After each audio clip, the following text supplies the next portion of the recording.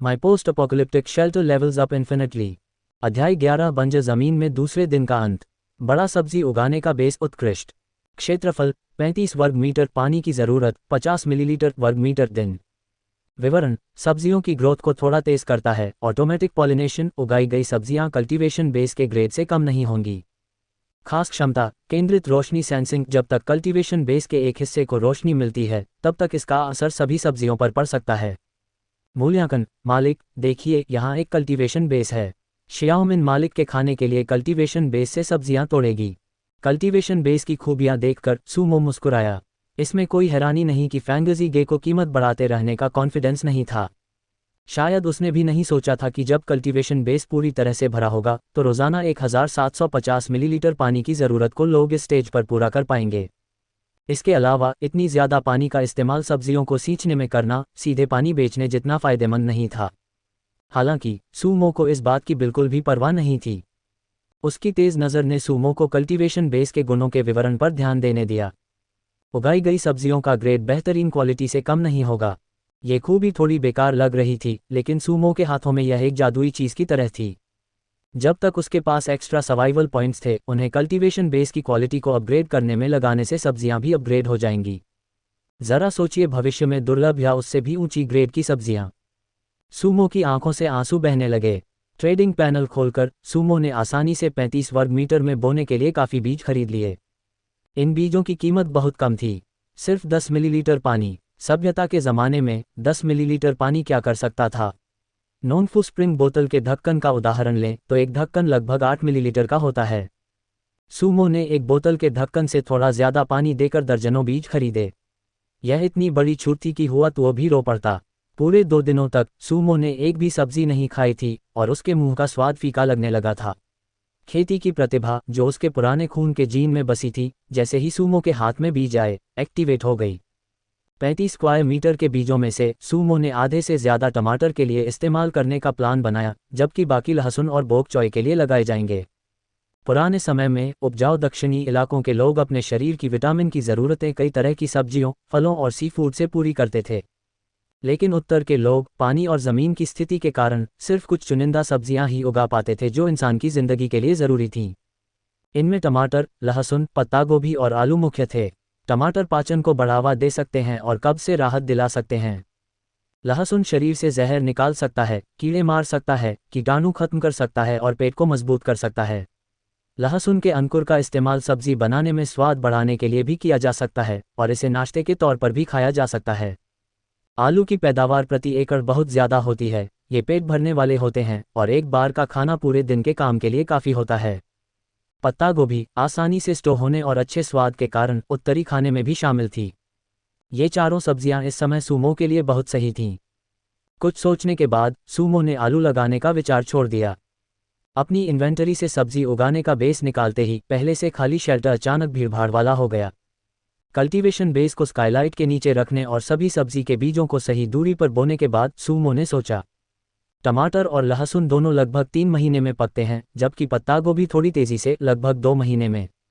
मुझे बस यह नहीं पता कि यह कल्टीवेशन बेस चीज़ों को कितना तेज़ कर सकता है। पौधे लगाना एक मुश्किल काम था। सूमो को खेती के बारे में ज़्यादा नहीं पता था, इसलिए वह बस उम्मीद कर सकता था कि कल्टीवेशन बेस असरदार होगा। आखिरकार सर्वनाश में सही खाद ढूंढना बहुत मुश्किल था। जहाँ तक कुछ पौधों की राख डालने की बात है, सूमो ने इसके बारे में सोचा और पहली आपदा के बाद इस पर विचार करने का फैसला किया। घड़ियों के बिना बंजर ज़मीन में रहने वाले सभी लोग सुबह से शाम तक काम करने की रूटीन पर लौट आए थे। एक स्टूल पर बैठकर सूमो ने अपने मौजूदा सामान का हिसाब लगाना शुरू किया। सबसे पहले बेस में सबसे ज़रूरी सोने की खान सायोनिक पानी। एक दोपहर के स्टोरेज के बाद सायोनिक पानी फिर से 1000 मिलीलीटर जमा हो गया था। 300 मिलीलीटर प्रति घंटे की स्पीड से अगर आउटपुट को कंट्रोल नहीं किया जाता तो सूमो ये सब निकालकर सामान के बदले बदलना चाहता। रणनीतिक मिनरल रिसोर्स लोहा फिलहाल 130 यूनिट्स में ट्रेड किया गया था। अगर भविष्य में शेल्टर को लोहे में बदलना होता तो प्रति वर्ग मीटर 2 यूनिट लोहे के हिसाब से उसे शेल्टर के मटेरियल स्ट्रक्चर को पूरी तरह से अपग्रेड करने के लिए अभी भी 70 यूनिट्स की ज़रूरत होगी, जिससे ये ज़्यादा स्थिर और सुरक्षित हो जाएगा। हालांकि बिजली से सुरक्षा के स्ट्रक्चर के बिना यह अभी के लिए सिर्फ एक कॉन्सेप्ट ही रह सकता था। खाने के मामले में उसने दोपहर में 1 किलो हॉटएग खाया था, जिससे 9 किलो बच गया था। ये चीज़ बहुत पेट भरने वाली और पत्थर जितनी सख्त थी। अगर इसे पानी में भिगोया नहीं जाता तो सूमो के दांत इसे चबा नहीं पाते। बची हुई दूसरी चीज़ें एक पालतू जानवर का अंडा और एक ब्लूप्रिंट थे। गिनती करने के बाद सूमो घूमने के लिए ट्रेडिंग मार्केट गया। दोपहर की भीड़भाड़ वाली जगह की तुलना में रात में बाजार शांत था। पानी और खाना अभी भी हार्ड करेंसी थे और बहुत कम थे, या यूं कहें कि हर कोई जमाखोरी कर रहा था। आखिरकार सूमो के अलावा किसी को नहीं पता था कि इस पानी को पीने के बाद वे कल फिर से पानी के रिसोर्स ढूंढ पाएंगे या नहीं। कुछ भी कीमती न मिलने पर सूमो कुछ न करने के कारण चैट चैनल में छिपकर देखने लगा, मुख्य रूप से कुछ जानकारी इकट्ठा करने के लिए। वर्ल्ड चैनल में बहुत सारे मैसेज थे। रात में हर कोई अपने शेल्टर में फंसा हुआ था और अपनी अकेलेपन को दूर करने के लिए सिर्फ बातचीत कर सकता था। सूमो तेजी से स्क्रॉल कर रहा था और जब उसे ऐसे कीवर्ड मिले जिनमें उसकी दिलचस्पी थी तो वह रुककर देखने लगा। पहले दिन के बाद दूसरे दिन तक कई खिलाड़ियों को अपने आसपास खंडहर मिलते दिखे थे। हालांकि हर किसी में उन्हें एक्सप्लोर करने की हिम्मत नहीं थी। ज़्यादातर लोग बाहर से ही देख रहे थे। कुछ खिलाड़ियों के मुताबिक जो अंदर गए थे, एक बार जब आप किसी खंडहर में घुस जाते थे तो अगर आप पीछे हटते तो वह खंडहर गायब हो जाता। एक्सप्लोर करने का सिर्फ एक मौका था।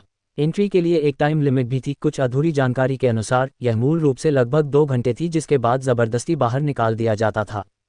खंडहर के अंदर क्या खतरे या चीज़ें थीं, इसके बारे में किसी ने कुछ नहीं बताया। ये खबर सुनकर सूमो का दिल बैठ गया।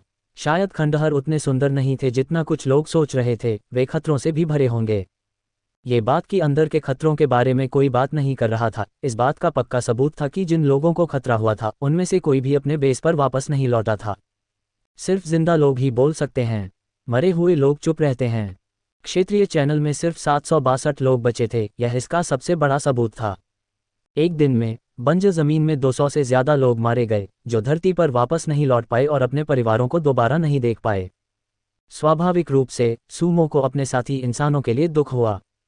अगर कल पास में कोई खंडहर बनता है तो क्या उसे अंदर जाना चाहिए या नहीं? बेस में रहना और धीरे धीरे सायोनिक पानी से डेवलप करना निश्चित रूप से एक अच्छा विचार था, लेकिन गिरगिट को मारने के बाद मिले बड़े इनामों ने सूमो के दिल में हलचल मचा दी। अपोकेलिप्स सर्वाइवल सिस्टम के अपग्रेड के लिए भी चीज़ों को एक्टिवेट करने की ज़रूरत थी।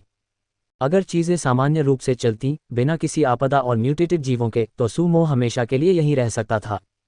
लेकिन यहाँ नहीं। डरावने म्यूटेटेड जानवर, अचानक बनने वाले खंडहर, अनजान आपदाएं। यहाँ रहना बहुत असुरक्षित लगता है। आखिरकार मेरा बेस बहुत कमज़ोर है, दरवाज़ा भी लकड़ी का बना है। अगर कोई ज़्यादा ताकतवर म्यूटेटेड जानवर आता है तो शायद मुझे पता भी नहीं चलेगा कि मैं कैसे मरा। अगर कोई खंडहर है तो मुझे अंदर जाकर एक्सप्लोर करना ही होगा। मैं बस बाहरी इलाकों को एक्सप्लोर करूंगा और अगर कोई समस्या हुई तो तुरंत पीछे हट जाऊंगा। तेज आग की रोशनी में सूमो के चेहरे पर दृढ़ संकल्प की एक झलक दिखाई दी। प्रलय में अगर आप आगे नहीं बढ़ते तो आप पीछे रह जाते हैं। संसाधनों और शेल्टर डेवलपमेंट के मामले में उसके पास सिस्टम था और उसे भरोसा था कि कोई उसे पीछे नहीं छोड़ सकता। व्यक्तिगत ताकत और सोच के मामले में सूमो भी पीछे नहीं रहना चाहता था। जब मेरा परिवार आएगा तो मेरे पास उनकी रक्षा करने के लिए काफ़ी ताकत होनी चाहिए। खुद से बार बार सवाल करने और अपने इरादे को मजबूत करने के बाद सूमो की सोच में पहली बार एक बड़ा बदलाव आया। सभ्यता के युग से इंसान की विनम्रता और कोमलता धीरे धीरे खत्म हो रही थी और जानवरों वाली क्रूरता और जंगलीपन लगातार एक्टिव हो रहा था। चोमो भाले को गले लगाकर सूमो बिस्तर पर लेट गया। कुछ देर बाद जैसे जैसे उसकी सांसें शांत हुईं, वह गहरी नींद में सो गया। अंधेरे में तारों की रोशनी नीचे बिखर रही थी और अनगिनत काली आकृतियां बंजर जमीन पर तेजी से घूम रही थीं और जोर जोर से दहाड़ रही थीं। इंसानों के शेल्टर लगातार तोड़े जा रहे थे और चीखें और जानवरों की दहाड़ें गूंज रही थीं, जो समय के साथ धीरे धीरे खामोशी में बदल गईं। ऐसे भी अनगिनत बहादुर लोग थे जिन्होंने जाल बिछाए, जानबूझकर लालच दिया और म्यूटेंट जानवरों के अपने दरवाजे पर आने का इंतजार किया और उन्हें एक ही बार में पकड़कर मार डाला। माइनिंग एरिया में अनगिनत मेहनती लोग अभी भी मशालें लिए हुए थे, अयस्क की नसों पर झुके हुए संसाधन निकाल रहे थे। प्रलय कैलेंडर, दूसरा दिन। इंसानों के बचने की स्थिति खतरनाक थी। ऑफिसर ग्रे म्याऊ को उदार इनाम के लिए धन्यवाद, जोंग डुक्सियू को 100 इनाम के लिए धन्यवाद, लियांग यू रुमेई गुलियू वान को 100 इनाम के लिए धन्यवाद, नॉलेज सकल को मंथली टिकट के लिए धन्यवाद। धन्यवाद प्यारे पाठकों, यह नया लेखक कृतज्ञता से झुकता है। डूम्सडे कैलेंडर, 3 जनवरी। आपने पिछली रात सावधानी से सुरक्षित बिताए और डूम्सडे कैलेंडर के एक नए दिन में कदम रखा। सर्वाइवल पॉइंट्स जोड़ 3। आपने एक म्यूटेटेड जीव को स्कैन किया जिसने आपके जीवित रहने को खतरा पहुंचाया था। सर्वाइवल पॉइंट्स जोड़ 2। आपके पास बेसिक हथियार और कवच हैं जो आपको बंजर जमीन में पंखों वाले शेर जैसा बनाते हैं। सर्वाइवल पॉइंट्स जोड़ 5। आपने पहली बार बिना किसी चोट के एक म्यूटेटेड गिरगिट को मारा जिससे आपको बहुत कुछ मिला। सर्वाइवल पॉइंट्स जोड़ 2 0। आपने सायोनिक वेल वाटर एक्सट्रैक्टर को अपग्रेड किया जिससे आपकी ज़िंदगी की क्वालिटी में बहुत सुधार हुआ। सर्वाइवल पॉइंट्स जोड़ 5 0। आपने अपने शेल्टर की वेंटिलेशन और लाइटिंग सुविधाओं में सुधार किया और आप बहुत खुश हैं। सर्वाइवल पॉइंट्स जोड़ 2। आपको एक बड़ा सब्जी उगाने का माध्यम मिला, एक हरी उम्मीद जो आपको सर्वनाश में कुछ करने का मकसद देती है। सर्वाइवल पॉइंट्स जोड़ 5। होस्ट के जीवित रहने के माहौल को स्कैन किया जा रहा है। सर्वाइवल पॉइंट्स का मूल्यांकन किया जा रहा है। आज 30 सर्वाइवल पॉइंट्स मिले। अंतिम निपटान सर्वाइवल पॉइंट्स जोड़ 1 एक साथ। बचे हुए सर्वाइवल पॉइंट्स 120। 120 survival points. आंखों के नीचे काले घेरे लिए सूमो अपने बिस्तर के किनारे बैठा था। पिछली रात बाहर जीवों के घूमने की लगातार आवाज़ें आ रही थीं जिससे वह मुश्किल से सो पाया। उसे डर था कि कहीं कुछ अंदर न आ जाए। वह सुबह लगभग 5 बजे तक गहरी नींद में नहीं सो पाया। ताज़ी हवा महसूस करते हुए और रोशन शेल्टर को देखकर सूमो के होंठों पर मुस्कान आ गई जब उसने कल के सर्वाइवल पॉइंट सेटलमेंट को देखा। मैं हर दिन जितना ज़्यादा करता हूँ मुझे उतने ही ज़्यादा सर्वाइवल पॉइंट्स मिलते हैं। एक वेंटिलेशन और लाइटिंग डिवाइस और एक ग्रोइंग मीडियम से 19 पॉइंट्स मिले। ये बहुत बढ़िया है। उसकी नज़र में वेंट के नीचे रखा ग्रोइंग मीडियम, हालांकि सिर्फ एक कोने में रोशनी पड़ रही थी, एक चमकदार जेड जैसी सफ़ेद चमक दे रहा था। गेम पैनल को बुलाकर सूमो ने मॉन्स्टर कंपेंडियम को चुना। स्कैन काउंट पहले ही रिफ्रेश हो चुका था। खिलाड़ी के 1 किलोमीटर के दायरे में कोई म्यूटेटेड जानवर नहीं मिला। आज की गिनती 2/3। मुझे पता था कोई इतना बदनसीब कैसे हो सकता है कि उसके आसपास हर दिन म्यूटेटेड जानवर हों। मन शांत होने पर सूमो अच्छे मूड में था और उसने शेल्टर में अपना रोजाना का काम पूरा करना शुरू कर दिया। सबसे पहले वह सायोनिक कुएं के बगल में शेल्टर के खजाने के बेसिन में गया। एक रात के जमाव के बाद सायोनिक कुएं से 3L सायोनिक पानी निकला था, साथ ही कल का बचा हुआ 800 मिलीलीटर, कुल मिलाकर 8L हो गया था। उसने 8L पानी निकाला और सब्जियों के उगने वाली मिट्टी में बराबर मात्रा में डाल दिया। एक बड़ी रोटी निकालकर उसने फिर से लोहे की कुल्हाड़ी से लगभग 1 पाउंड का टुकड़ा काटा, उसे सायोनिक पानी में भिगोकर खाया और फिर सूमो ने अपना कवच पहनना शुरू कर दिया। 1 किलोमीटर के दायरे में कोई म्यूटेटेड जानवर नहीं होने का मतलब पूरी सुरक्षा नहीं था। कवच पहनना सुरक्षित रहने के लिए बेहतर था। शेल्टर का लकड़ी का दरवाज़ा खोलकर बाहर निकलते ही सूमो की नज़र तुरंत एक जगह पर टिक गई। यह क्या है? दूर, जो पहले एक बंजर मैदान था, वहां अचानक एक खंडहर दिखाई दिया जो कोहरे से ढका हुआ था। सूमो को याद आया कि खंडहर कहाँ दिखाई दिया था। कल ये जगह खाली थी, बस कुछ पेड़ थे और उसे उम्मीद नहीं थी कि खंडहर यहाँ फिर से दिखाई देंगे। देखने के अंदाजे से खंडहर शेल्टर से लगभग 300 मीटर दूर थे। शेल्टर के दरवाजे पर खड़े होकर वह साफ साफ नहीं देख पा रहा था कि खंडहर के अंदर का नज़ारा कैसा था। वह सिर्फ कोहरे में ढकी टूटी हुई दीवारें देख पा रहा था जो ऐसी लग रही थी जैसे उन पर बमबारी हुई हो, बहुत डरावनी। मैं असल में तब तक इंतज़ार करना चाहता था जब तक कोई संकट न आए, तब प्लान बनाऊं, लेकिन अब लगता है कि मुझे तुरंत अपनी लड़ने की ताकत बढ़ानी होगी। शेल्टर में लौटकर सूमो की आंखों में चमक आ गई जब उसने अपनी इन्वेंटरी में रखा पालतू जानवर का अंडा निकाला। अकेले खंडहरों की खोज करना बहुत खतरनाक था। सूमो के प्लान में इस पालतू जानवर के अंडे को तब तक बचाकर रखना था जब तक बेस में खाने का प्रोडक्शन स्थिर न हो जाए, उसके बाद ही इसका इस्तेमाल करना था। अब और इंतज़ार नहीं, खंडहरों की खोज करना ज़रूरी था। इस बार फिर से दिखने की जगह बहुत अच्छी थी। अगर कुछ भी बदलता है तो वह जल्दी से खंडहरों से पीछे हटकर बेस में वापस आ सकता था। बाद में अगर यह कई किलोमीटर दूर फिर से दिखाई देता तो यह मुश्किल हो जाता। उसने एक लोहे की कुल्हाड़ी दोबारा बनाई, ये पक्का किया कि माहौल साफ सुथरा हो, और सावधानी से अपनी तर्जनी उंगली को कुल्हाड़ी के ब्लेड के किनारे पर रगड़ा, जिससे उसकी बाईं उंगली के पैड पर एक छोटा सा कट लग गया। उसने उसे अपने दाहिने हाथ से दबाया और घाव से खून की कुछ बूंदें निकलीं जो पालतू अंडे पर टपक गईं। पूरी तरह से चांदी जैसा सफ़ेद पालतू अंडा खून मिलने पर धीरे धीरे अपने खोल पर खून के रंग के पैटर्न दिखाने लगा। पालतू अंडे के अंदर से धीमी गुर्राहट की आवाज़ें आईं, जैसे किसी जानवर की धीमी दहाड़ हो। अंडे के छिलके से हरी रोशनी की कई किरणें निकलीं जो 9 हिस्सों में बंट गईं और सीधे शेल्टर के ऊपर की ओर चली गईं। पलक झपकते ही शेल्टर हरे रंग के समुद्र में बदल गया और जो कोने पहले बिल्कुल अंधेरे थे वे रोशन हो गए, जिससे हर छोटी से छोटी चीज़ दिखने लगी। हवा की तेज़ आवाज़, अंडे के छिलके से लगातार चटकने की आवाज़ें आ रही थीं। चटक, अंडे के छिलके की सतह पर अनगिनत दरारें भर गईं और अगले ही पल भौंक, आवो, भौंक, हरी रोशनी फैल गई और सूमो अपने सामने काले और सफ़ेद जानवर को देखकर हैरान रह गया। इससे पहले कि सूमो कुछ समझ पाता, वह आकृति उस पर कूद पड़ी और सूमो के पैरों के चारों ओर घूमने लगी, पूरी तरह से प्यार जताते हुए। क्या मैंने एक हस्की को पाला है? नीचे झुककर सूमो ने कुत्ते का सिर पकड़ा, उसे मजाक और झुंझलाहट दोनों महसूस हो रही थी। पालतू अंडे का निकलना इतना शानदार था, उसे लगा था कि उसे कोई शानदार पालतू जानवर मिलेगा, ऐसा जो उसे कामयाबी की सीढ़ियों पर चढ़ा देगा। लेकिन ये तो एक हस्की निकला। हस्की का सिर पकड़कर और उसे लगातार अपनी जीभ बाहर निकालकर तेजी से चाटते हुए देखकर सूमो को अपने आप ही उससे जुड़ाव महसूस हुआ। यही वजह थी कि जब वह पहले कूदा था तो सूमो ने उसे रोका नहीं था। जो पालतू जानवर अंडे से निकला, उसे देखकर ऐसा लगा जैसे उसे 10 साल से ज़्यादा समय से पाला गया हो, जिससे उसे अपने आप महसूस हुआ कि उसकी कोई बुरी भावना नहीं है, वह बस उसके करीब रहना चाहता था। हस्की के मुलायम फर में गहनों जैसी चमक थी और जब सूमो ने उसके सिर पर हाथ फेरा तो वह आराम से गुर्राने भी लगा। अच्छा हुआ कि यह हस्की है, इस तरह अगर यह ज़्यादा खाता भी है तो भी मैं इसे पाल सकता हूँ। बंजर ज़मीन में सिर्फ 2 दिन अकेले रहने के बाद ही सूमो को बहुत अकेलापन महसूस होने लगा था। गेम पैनल की जानकारी सही समय पर सामने आई, जिससे उसकी चिंताएं दूर हो गईं। पालतू जानवर का नाम, बिना नाम का, स्थिति, बच्चा, जैविक विवरण, एक कोमल बंजर ज़मीन का जीव, कई ब्लडलाइन वाला एक म्यूटेटेड हस्की होने के नाते इसकी ताकत उम्र के साथ बढ़ेगी। कृपया ध्यान दें, छोटे पालतू जानवरों का व्यक्तित्व मालिक के व्यक्तित्व के साथ बदलेगा। क्षमता 1, तेज गति। इसकी मांसपेशियों की बनावट एक खास पावर बर्स्ट सुनिश्चित करती है। एक्टिवेट होने पर गति 30 सेकंड के लिए दोगुनी हो जाती है। Cooldown 5 minute. क्षमता 2, छठी इंद्रिय।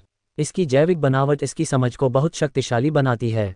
एक्टिवेट होने पर यह आने वाले खतरों का संक्षेप में अनुमान लगा सकता है। कूलडाउन 1 दिन। मूल्यांकन, यह एक अच्छा बच्चा है, बशर्ते आप इसकी सभी ब्लडलाइन को जगाने में मदद कर सकें। भौंक भौंक भौंक। सूमो को सोच में डूबा हुआ और उस पर ध्यान न देते हुए देखकर छोटा हस्की शरारत से जमीन पर लौटने लगा और अपना बर्फ जैसा सफ़ेद पेट दिखाने लगा। उसका पहले से ही मज़ेदार चेहरा अब सूमो से सवाल करता हुआ लग रहा था। तुम मेरे साथ क्यों नहीं खेल रहे हो? छोटे हस्की का भाव देखकर सूमो का दिल पिघल गया और उसने मुस्कुराते हुए कहा, नाम के लिए इतना सब, तुम्हारा अभी तक कोई नाम नहीं है। ओह, मैं तुम्हें बुलाऊंगा। वह रुका और हस्की के काले और सफ़ेद रंग देखकर सूमो को अचानक लगा कि यह एक सैंडविच कुकी जैसा दिखता है, जैसे ओरियो, और वह जोर से हंस पड़ा। मेरा नाम सूमो है, आज से तुम ओरियो होगे।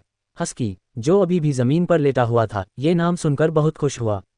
वह उछलकर खड़ा हो गया, सिर ऊंचा करके, बहुत गर्व और शान से देख रहा था। आओ, भौंक भौंक भौंक। हस्की, ओरियो को अपना नाम सच में बहुत पसंद आया और वह शेल्टर में उछलकूद करने लगा और घूमने लगा। कितना शरारती छोटा सा है ये। शेल्टर में नई जिंदगी देखकर सूमो को एक दयालु बूढ़े पिता जैसा महसूस हुआ, उसका दिल भावनाओं से भर गया। वह अकेला ही इस वीरान जगह पर आया था।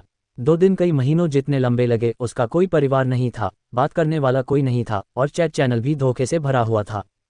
प्रलय में, शायद जब तक किसी की ताकत एक खास लेवल तक न पहुंच जाए, दोस्त शब्द बहुत बड़ी बात थी। सूमो को दुखी देखकर ओरियो जल्दी से दौड़कर आया और अपना रोएदार कुत्ते का सिर सूमो के चेहरे से रगड़ने लगा। ठीक है, मैं दुखी नहीं हूँ, मैं खुश हूँ, मैं बहुत खुश हूँ। सूमो को याद आया कि हस्की को मांस पसंद है, इसलिए उसने ट्रेडिंग मार्केट खोला और सीधे आधा पाउंड म्यूटेटेड अर्थ वुल्फ का मांस खरीदा। सूखा, सख्त भेड़िए का मांस, जिसे इंसानों के लिए निगलना मुश्किल था, ओरियो ने बड़े मज़े से खाया, उसे स्वाद की बिल्कुल परवाह नहीं थी। खाओ, जितना चाहो खाओ, अगर यह काफ़ी नहीं है तो मेरे पास अभी भी बड़ी बड़ी ब्रेड हैं। ओरियो को खाना खत्म करने के बाद नाखुश देखकर सूमो ने स्टोरेज कैबिनेट से बड़ी ब्रेड निकाली, जिससे ओरियो डरकर जल्दी से पीछे हट गया। एक पल के लिए सूमो की जोरदार हंसी शेल्टर में गूंज उठी। ठीक है, अब खंडहरों को खोजने का समय है। अपने कवच और हथियारों को दोबारा चेक करने के बाद सूमो ने ओरियो को आवाज़ दी, शेल्टर का लकड़ी का दरवाज़ा खोला और बाहर निकल गया। Google search reading. उसके पास अभी भी सर्वाइवल पॉइंट्स बचे थे, जो उसके हथियारों और कवच को अपग्रेड करने के लिए काफ़ी थे। हालांकि इस यात्रा का सूमो का मकसद लड़ना नहीं था। कल से आज तक खंडहरों के बारे में किसी भी मैसेज में यह नहीं बताया गया था कि अंदर के मॉन्स्टर्स कैसे दिखते हैं। अज्ञात चीज़ हमेशा सबसे ज़्यादा डरावनी होती है। अगर खंडहरों में कोई खतरा नहीं होता तो अब तक किसी ने उन्हें एक्सप्लोर कर लिया होता। अंदर की स्थिति के बारे में किसी के न बताने का मुख्य कारण शायद यह है कि जिसने भी इसे एक्सप्लोर किया वह मर गया। भले ही मैं अपने इक्विपमेंट को अपग्रेड कर लूँ, अपनी मौजूदा लड़ने की ताकत को देखते हुए ये पूरी तरह से बेकार है। अपनी सीमाओं को जानना ज़रूरी है। हालांकि वह रेगुलर एक्सरसाइज करता था, सूमो को नहीं लगता था कि उसकी मौजूदा लड़ने की ताकत किसी स्पेशल फोर्सेज के सैनिक से मुकाबला कर सकती है। आखिरकार वह थोड़ी ताकत वाला एक आम इंसान था। मुझे बहुत सावधान रहना होगा और घायल नहीं होना है।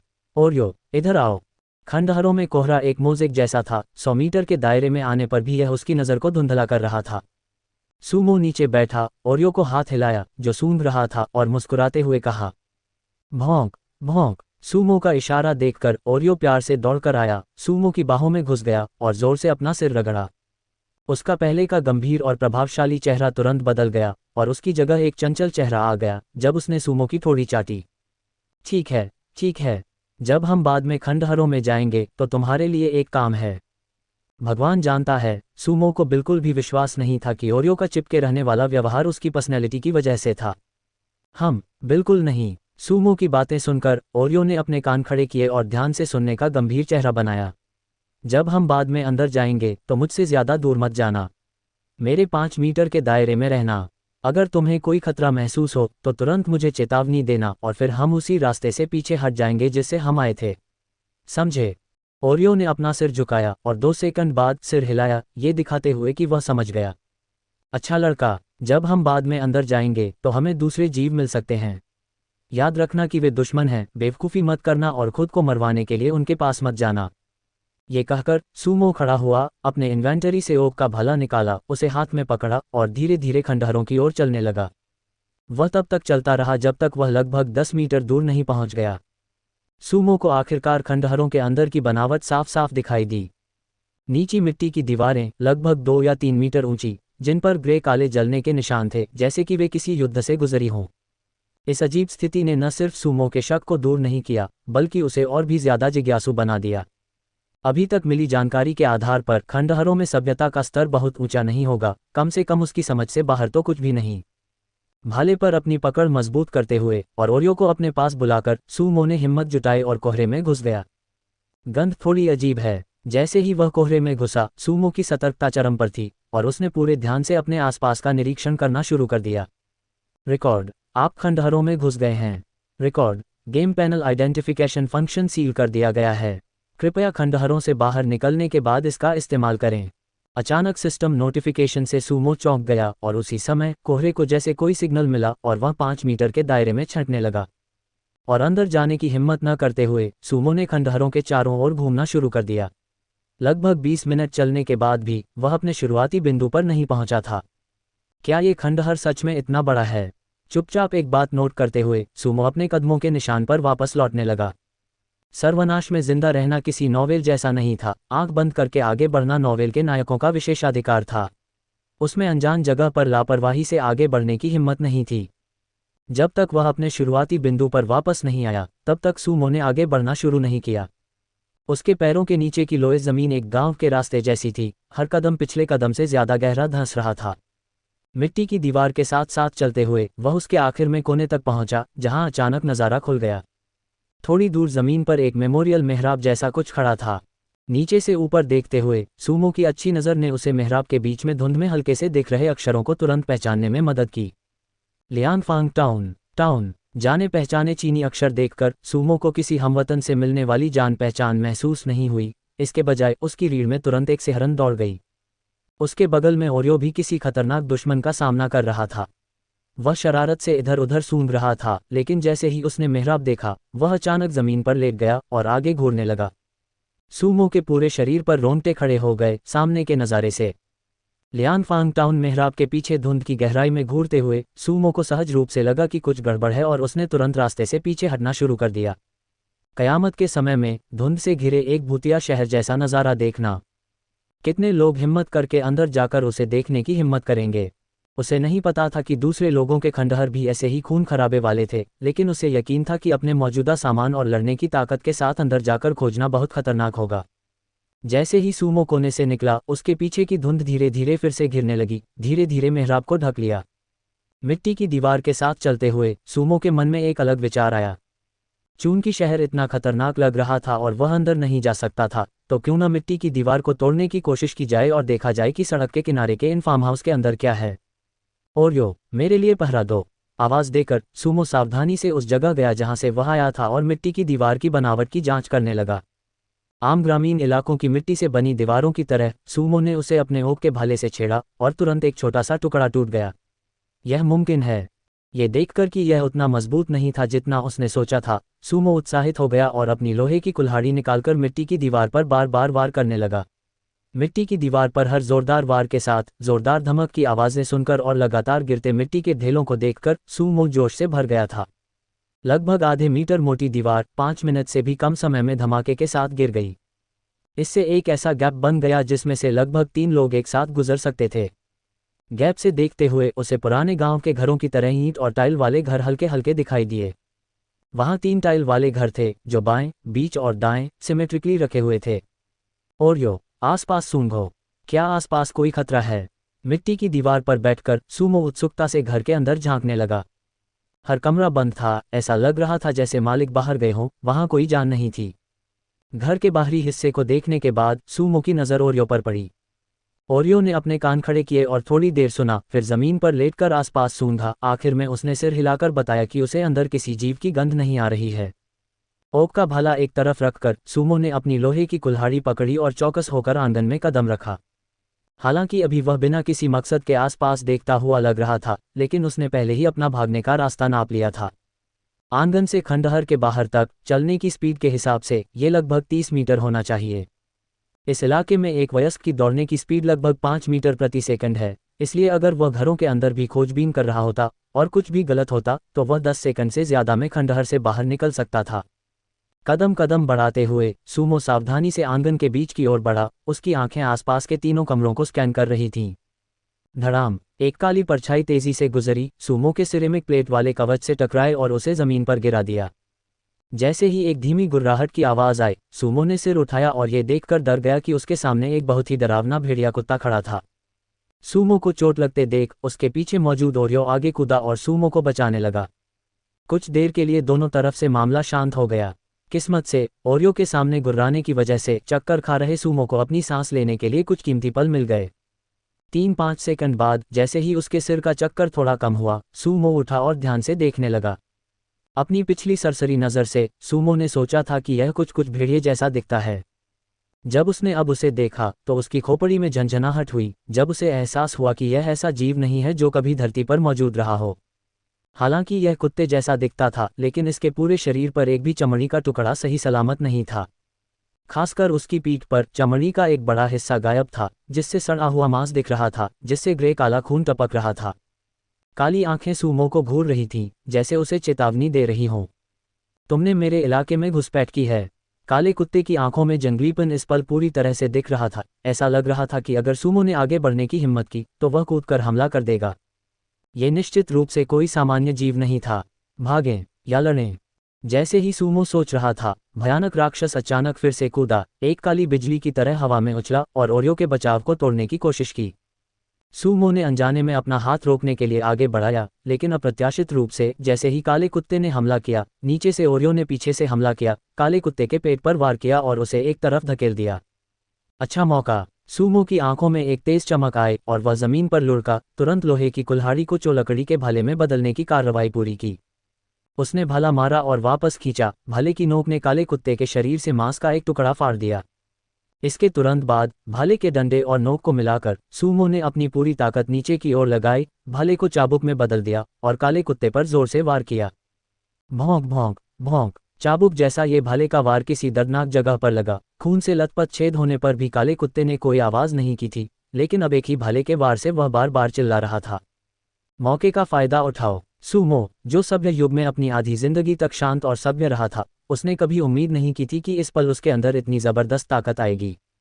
एक ताकत उसकी कमर से शुरू होकर उसके ऊपरी बांह तक गई, फिर उसकी निचली बांह तक और आखिर में भाले के डंडे को हिलाकर काले कुत्ते पर बार बार वार किया। जब काले कुत्ते की रीढ़ की हड्डी 2 टुकड़ों में टूट गई, तब जाकर सूमो रुका। ऊपर से जमीन पर तड़पते हुए काले कुत्ते को देखा। उसकी नज़रें खास तौर पर उसके सड़ते हुए चेहरे पर टिकी रहीं। काले कुत्ते को काफी देर तक उठने में असमर्थ देखकर सूमो ने एक लंबी सांस ली, तुरंत थका हुआ महसूस किया और लगभग जमीन पर गिर गया। सूमो की हालत देखकर जमीन पर पड़ा काला कुत्ता चीख उसी पल ऐसा लगा जैसे उसके आगे और पीछे के हिस्से अलग हो गए हों। और एक अजीब मुद्रा में वो अपने अगले पंजों से ऊपर की ओर उछला और अपने काले और पीले दांत खोलकर सूमो की जांघ पर काटने के लिए बढ़ा। पास में पहरा दे रहा ओरियो कराहते हुए आगे आया और सूमो की मदद करने के लिए हमले को रोकने की कोशिश की, लेकिन ओरियो को उम्मीद नहीं थी कि सूमो और भी तेज होगा। जैसे कि पहले सब कुछ सिर्फ एक नाटक था, सूमो ने फिर से भाला उठाया और बिना चूके सीधे उछलते हुए काले कुत्ते की ओर वार किया। धड़ाम! एक जबरदस्त झटके के साथ भाले का सिरा काले कुत्ते के मुंह में घुस गया और सूमो भाले का डंडा पकड़े हुए उसे भी एक जोरदार झटका लगा और वह झटके से जमीन पर गिर गया। भाले के सिरे पर सीख की तरह फंसे काले कुत्ते जैसे राक्षस को देखकर सूमो की आंखों में एक भयानक चमक कौंधी और उसने अपने मसूड़ों को चाटा और मुंह से खून थूका। ये तो काफी डरावना था। अपने हाथ में लंबा भाला नीचे रखकर सूमो ने ओरियो को देखा, लेकिन हैरानी की बात है कि ओरियो कराहते हुए जमीन पर लेट गया, पास आने की हिम्मत नहीं कर रहा था। अपनी हालत का एहसास होने पर सूमो रुका, फिर लंबा भाला नीचे रख दिया। जैसे ही भाला जमीन को छुआ, उसकी आंखों की क्रूरता भी अपनी सामान्य कोमलता में लौट आई। भौंक भौंक भौंक! सूमो में बदलाव देखकर ओरियो आखिरकार दौड़कर उसके पास आया, रोने लगा और अपना सिर सूमो के शरीर से रगड़ने लगा। सूमो उसे गले लगाना चाहता था, लेकिन जैसे ही उसने हाथ उठाया, उसे पूरे शरीर में दर्द महसूस हुआ और उसकी छाती, जहां काले कुत्ते ने उसे पहले मारा था, वहां कसाव महसूस हुआ। उसने अपना हाथ उठाया, जो अब भाले के डंडे को इतनी जोर से पकड़ने की रगड़ से छोटे छोटे घने जख्मों से भर गया था। मुट्ठी भींचने पर उसे तेज दर्द हुआ। ये भूतिया चीज सच में बहुत ताकतवर है। इसे कोई सामान्य जीव नहीं मानना चाहिए, है ना? इसे सांस लेने की भी जरूरत नहीं है। ओरियो के सिर को अपनी कोहनी से सहलाते हुए सूमो ने खुद को खड़ा होने के लिए मजबूर किया। वह काला कुत्ता साफ तौर पर ऐसा जीव नहीं था जिसके बारे में उसे पता हो, यहाँ तक कि पहले वाला म्यूटेटेड गिरगिट भी असल में बायोलॉजी के दायरे से बाहर नहीं था। लेकिन ये राक्षस बिना सांस और बिना गंध के अपनी रीढ़ की हड्डी दो टुकड़ों में टूटने के बाद भी जानलेवा हमला करने में कामयाब रहा, जो बाद में सोचने पर सच में डरावना था। हिम्मत जुटाकर सूमो अपने भाले का सहारा लेते हुए मिट्टी की दीवार में बने गैप की ओर लंगड़ाते हुए चलने लगा। इस दौरान ओरियो ने ईमानदारी से गैप की रखवाली की और सूमो को आते देखकर वह तेजी से फिर से दौड़कर उसके पास आ गया। भौंक भौंक भौंक! ओरियो ने सूमो की पैंट का पांव खींचते हुए जोर से भौंका और उसे बाहर की ओर खींचने लगा। ठीक है, चलो चलते हैं। अब और खोजबीन नहीं। जब हम बेहतर तैयारी के साथ आएंगे तो वापस आकर इस जगह को उलट पुलट कर देंगे। आसपास के मिट्टी की दीवारों वाले आम घरों को देखकर सूमो को थोड़ी उदासी महसूस हुई। लेकिन ओरियो का स्टेटस बार खोलने पर और ये देखकर कि सिक्स्थ सेंस स्किल कूलडाउन पर है, सूमो का दिल बैठ गया और उसने अपनी गति तेज कर दी और उसी धुंधले रास्ते से बाहर निकल गया जिससे वह आया था। सूमो के जाते ही शोरगुल वाला खंडहर का प्रवेश द्वार फिर से शांत हो गया। कुछ ही देर बाद छंटती हुई धुंध फिर से उस इलाके को घेरने लगी, लेकिन जिस गैप को सूमो ने अपनी लोहे की कुल्हाड़ी से काटा था, वहां एक इंसान के आकार की परछाई साफ दिखाई दे रही थी।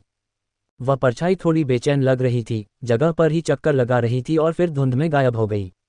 जैसे ही सूमो बाहर निकला, धुंध से ढके खंडहर अचानक फीके पड़ने लगे, जैसे सच में धुंध में बदल रहे हों। इस पल काले कुत्ते की लाश, जिसे सूमो ने लकड़ी के भाले पर टांग कर बाहर निकाला था, वह भी धुंध के साथ हवा में गायब हो गई। एक हल्की हवा चली और वह धूल में बदल गई। कितने दुख की बात है, मुझे लगा था कि यह चीज़ बहुत खतरनाक है। मैं इसे बाहर निकालकर पहचान सकता था कि यह किस तरह का भूत था। गेम पैनल खोलकर और मॉन्स्टर इलस्ट्रेशन पर जाकर सूमो ने दुख जताते हुए उसे स्कैन किया। प्लेयर के 1000 मीटर के दायरे में कोई म्यूटेटेड जानवर नहीं मिला। आज का इस्तेमाल 1/3 शेल्टर के आसपास का इलाका बंजर था और कोई भी बड़ा जानवर आमतौर पर नंगी आंखों से दिख जाता। सुरक्षित रहने के लिए सूमो ने फिर भी इसका एक बार इस्तेमाल किया। अपने थके हुए शरीर को घसीटते हुए शेल्टर में वापस आकर लकड़ी का दरवाज़ा बंद करने के बाद उसे सुरक्षा का एक पुराना एहसास वापस मिला। सुरक्षा की भावना के साथ दर्द की एक लहर भी उठी। सिरेमिक प्लेट आर्मर उतारते ही एक तेज दर्द से उसके सिर में झंझनाहट होने लगी। क्रिया और प्रतिक्रिया बराबर होती है। हालांकि सिरेमिक प्लेट आर्मर ने काले कुत्ते के वार को रोक दिया था, लेकिन गूंजने वाली ताकत ने फिर भी सूमो की छाती पर चोट के निशान छोड़ दिए थे। लकड़ी के भाले को पकड़ने के कारण उसकी हथेलियों की खाल छिल गई थी और दिन की रोशनी में देखने पर वह खून से लथपथ थी। उसके शरीर के दूसरे दर्द वाले हिस्से अचानक ज्यादा जोर लगाने के कारण थे, जिससे सॉफ्ट टिश्यू में चोट लगी थी, जो कोई बड़ी समस्या नहीं थी। भौंक! आवो! ओरियो ने अपना सिर नीचे किया, लगातार सूमो के चारों ओर घूम रहा था। हालांकि कुत्ते बोल नहीं सकते, लेकिन उसकी चिंता सच्ची थी। दर्द सहते हुए सूमो ने जबरदस्ती मुस्कुराया। अच्छा लड़का, मैं ठीक हूँ। इस बार हम लड़खड़ा गए, लेकिन 30 साल पूरब 30 साल पश्चिम, अगली बार मैं उन्हें दिखाऊंगा कि मॉडर्न हथियार कैसे होते हैं। आवू आवू। ओरियो ने अपना सिर टेढ़ा किया। साफ है कि वह नहीं समझा कि सूमो का मॉडर्न हथियारों से क्या मतलब था। कितना प्यारा रोएंदार गोला है। ओरियो साफ तौर पर कोई आम पालतू जानवर नहीं था। सर्वनाश में पैदा हुआ एक म्यूटेंट जीव होने के नाते इंसानी भाषा समझने की उसकी क्षमता ने उसमें एक रहस्य की परत जोड़ दी थी। ओरियो को दिलासा देते हुए सूमो सायोनिक पानी वाली बाल्टी के पास गया। उसने एक कप उठाया और पूरा पी लिया। उसके सीने में जलन तुरंत काफी कम हो गई और यहाँ तक कि उसके हाथों के घावों में भी खुजली होने लगी। उसने अपना हाथ उठाया और कुछ हल्के छिले हुए घाव अब सायोनिक पानी के असर से ठीक हो रहे थे और बड़े घावों से खून बहना बंद हो गया था। अनुभव सबसे अच्छा शिक्षक होता है। खंडहरों की इस खोज के बाद सूमो को आखिरकार सर्वनाश में लड़ाई की जरूरत का सामना करना पड़ा। लगातार छिपना और लड़ाई से बचना उसे सिर्फ हमेशा के लिए बर्बादी की ओर धकेलता। शांति के समय में इंसान को कोशिश करनी चाहिए, सर्वनाश के अराजक बंजर इलाके में इंसान को और भी ज्यादा कोशिश करनी चाहिए। सायोनिक पानी सर्वशक्तिमान नहीं था। उसके अनलिमिटेड इस्तेमाल के बाद भी 300 मिलीलीटर के बाद इसने छोटे घावों पर अपना हीलिंग असर खो दिया। लाइटिंग और वेंटिलेशन डक्ट्स को काटने के बाद बचा हुआ शीशा उठाकर सूमो ने ध्यान से देखा। अपने माता पिता की बेहतरीन शक्ल सूरत विरासत में मिलने के कारण शीशे में दिख रहे उस नौजवान की तलवार जैसी भौहें और तारों जैसी आंखें थीं, जिसमें एक युवा नाजुक सुंदरता थी। उसके चेहरे पर खून के धब्बे और बिखरे बाल न सिर्फ गंदे नहीं लग रहे थे, बल्कि उनमें एक मर्दाना आभा थी। उसकी पूरी तरह से तराशी हुई जॉलाइन अपने सुंदर घुमाव के साथ उसके प्रोफाइल को और भी आकर्षक बना रही थी। नीचे देखते हुए सूमो ने शीशे में अपना सीना देखा। जब उसने पहले नीचे देखा था तो वह रुके हुए खून वाला एक डरावना बैंगनी लाल इलाका था। सायोनिक पानी पीने और उसके छिपे हुए हीलिंग असर को एक्टिवेट करने के बाद रुका हुआ खून अब धीरे धीरे बह रहा था और बैंगनी लाल रंग हल्के लाल रंग के साथ बैंगनी हो गया था। सिर हिलाते हुए सूमो ने सायोनिक पानी का कप नीचे रख दिया।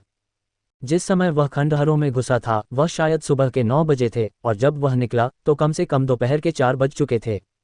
ये पूरी तरह से उस पिछली जानकारी के विपरीत था जो उसने इकट्ठा की थी कि कोई भी खंडहरों में सिर्फ 2 घंटे ही रह सकता है। प्राइवेट मैसेज पैनल खोलकर और फैंग मिंगयू को ढूंढकर सूमो ने खुद ही एक मैसेज भेजा। सूमो, नमस्ते, मैं आपसे खंडहरों के बारे में और जानकारी जानना चाहता हूँ। मैं बदले में सायोनिक पानी दे सकता हूँ। मैसेज भेजा गया और 2 से 3 मिनट की देरी के बाद फैंग मिंगयू का जवाब आया। फैंग मिंगयू, नमस्ते गॉड सू, आप क्या जानना चाहते हैं? अगर आप ब्लास्ट प्रूफ ग्लास के सोर्स के बारे में पूछ रहे हैं तो मुझे माफ़ करना, वह खंडहर आज सुबह फिर से रिफ्रेश नहीं हुआ और अब मैं भी अंदर नहीं जा सकता। सूमो, मैं वह सब जानना चाहता हूं जो आपने खंडहरों में घुसने के बाद देखा और सुना, क्योंकि मैं भी एक बार एक खंडहर में गया था। मैं अपने अनुभव से जानकारी की सच्चाई का पता लगाऊंगा। मुझे उम्मीद है कि हमारा लेन देन अच्छा होगा। टालमटोल करने के बजाय सूमो ने सच बोलना चुना। असल में जैसे ही वह खंडहरों में घुसा उसने ध्यान से देखा कि उसके खंडहर दूसरों से अलग थे। इलाका बहुत बड़ा था। दूसरों को मिले खंडहर कितने भी बड़े क्यों न हों, एक तरफ खड़े होकर कोई मुश्किल से ही अंदर क्या है उसका अंदाजा लगा सकता था। लेकिन उसके खंडहर सिर्फ बाहरी घेरा, उसे बिना बाहर निकले घूमने में 20 मिनट से ज्यादा लग गए। अंदर क्या था ये देखना तो दूर की बात है। फैंग मिंगयू, ठीक है, लेकिन इसमें थोड़ा समय लगेगा। मैं अभी जंगल में हूँ, इसलिए यह बहुत सुविधाजनक नहीं है। ऐसा करते हैं गॉड सू, जब मैं शेल्टर वापस आऊँगा तो मैं आपको टेक्स्ट में सब बता दूंगा और आप उसकी कीमत के हिसाब से मुझे पानी दे देना। वैसे भी यह कोई बड़ा राज नहीं है।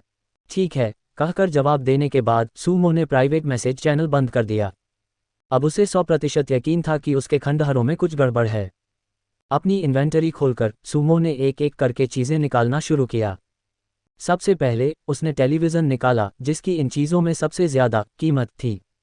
32 इंच कलर टेलीविज़न उत्कृष्ट विवरण, एक अनजान युग का तकनीकी उत्पाद जो मुख्य रूप से 5 हिस्सों से बना है: power circuit, public channel, audio channel, colour decoding circuit और colour image display system. Screen में प्रति सेकंड 25 फ्रेम हैं, जिसमें प्रति फ्रेम 625 लाइनें हैं। खास काबिलियत, जब इसे शेल्टर में रखा जाता है और चालू किया जाता है तो ये शेल्टर के आसपास 1000 मीटर के एरिया की निगरानी कर सकता है, जिसमें जूम करने, छोटा करने और नजरिया बदलने के फंक्शन हैं। इवैल्यूएशन, इस टेलीविज़न के सामने तुम, मैं, वह, किसी की कोई प्राइवेसी नहीं है। सही में, हे भगवान, क्या ऐसी बग लेवल चीज़ भी हो सकती है? टेलीविज़न की खूबियों ने सूमो को पूरी तरह से हैरान कर दिया। खंडहरों में जो टेलीविज़न आम लग रहा था उसमें बाहर अप्रत्याशित रूप से ऐसा बग लेवल फंक्शन था। अगर वह टेलीविज़न को चालू कर पाता तो इसका मतलब था कि 1000 मीटर के दायरे में सूमो के पास पूरा कंट्रोल होता। इससे कोई फर्क नहीं पड़ता कि उसे टेलीविज़न के काम करने का सिद्धांत समझ में नहीं आया। ये शक्तिशाली फंक्शन, जिसे विज्ञान समझा नहीं सकता था, लोगों को पागल करने के लिए काफ़ी था। सच में, जोखिम और इनाम बराबर होते हैं। इस समय बिजली के लिए सूमो की इच्छा चरम पर पहुंच गई। वैसे, जब से वह यहाँ आया था, उसने 3 दिनों से अपने फ़ोन पर गेम नहीं खेला था। अब जब वह आज़ाद था, तो उसे तुरंत बिजली का महत्व महसूस हुआ। टेलीविज़न को सावधानी से रखने के बाद सूमो के मन में अचानक एक बड़ा विचार आया। अगर इस शहर में टेलीविज़न भी है, तो जनरेटर भी हो सकते हैं। इतने बड़े शहर में जनरेटर जैसी रणनीतिक चीज़ों की कमी नहीं होगी। ये सोचते ही सूमो का दिमाग तुरंत सक्रिय हो गया। जब तक मेरे पास गर्म हथियार हैं, उन राक्षसों की कोई चिंता नहीं है। शायद मैं इन खंडहरों की मदद से जल्दी से शेल्टर बना सकता हूँ। अपनी सारी उम्मीदों को किनारे रखकर सूमो उस फफूंदी लगी बिस्तर की चीज़ों को देखने लगा जो उसने चुराई थी। कांग बेडशीट सेट आम। विवरण: इसमें एक रजाई, बेडशीट और तकिया शामिल है। खासियत: इसका अनोखा कपड़ा थोड़ा आराम देता है और इसमें नमी को रोकने का भी एक खास काम है। मूल्यांकन: जो प्यार सफ़ेद बेडशीट नहीं दे पाई, ये लाल मैंडरिन डक 3 पीस सेट उसकी कमी पूरी करता है। एक आम ग्रेड की चीज़ मिलने पर सूमो निराश नहीं हुआ। जब उसने ये चीज़ ली थी, तो उसे इससे ज़्यादा उम्मीद नहीं थी। एक फफूंदी लगी रजाई में भी थोड़ा आराम बढ़ाने की खास क्षमता होना पहले से ही बहुत दुर्लभ था।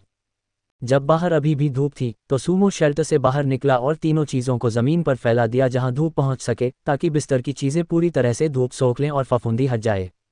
असल में, अगर उसके पास सुविधाएं होती, तो सूमो इन चीज़ों को सुखाने से पहले पानी से धोना चाहता। लेकिन मौजूदा हालात को देखते हुए सब कुछ आसान रखना था।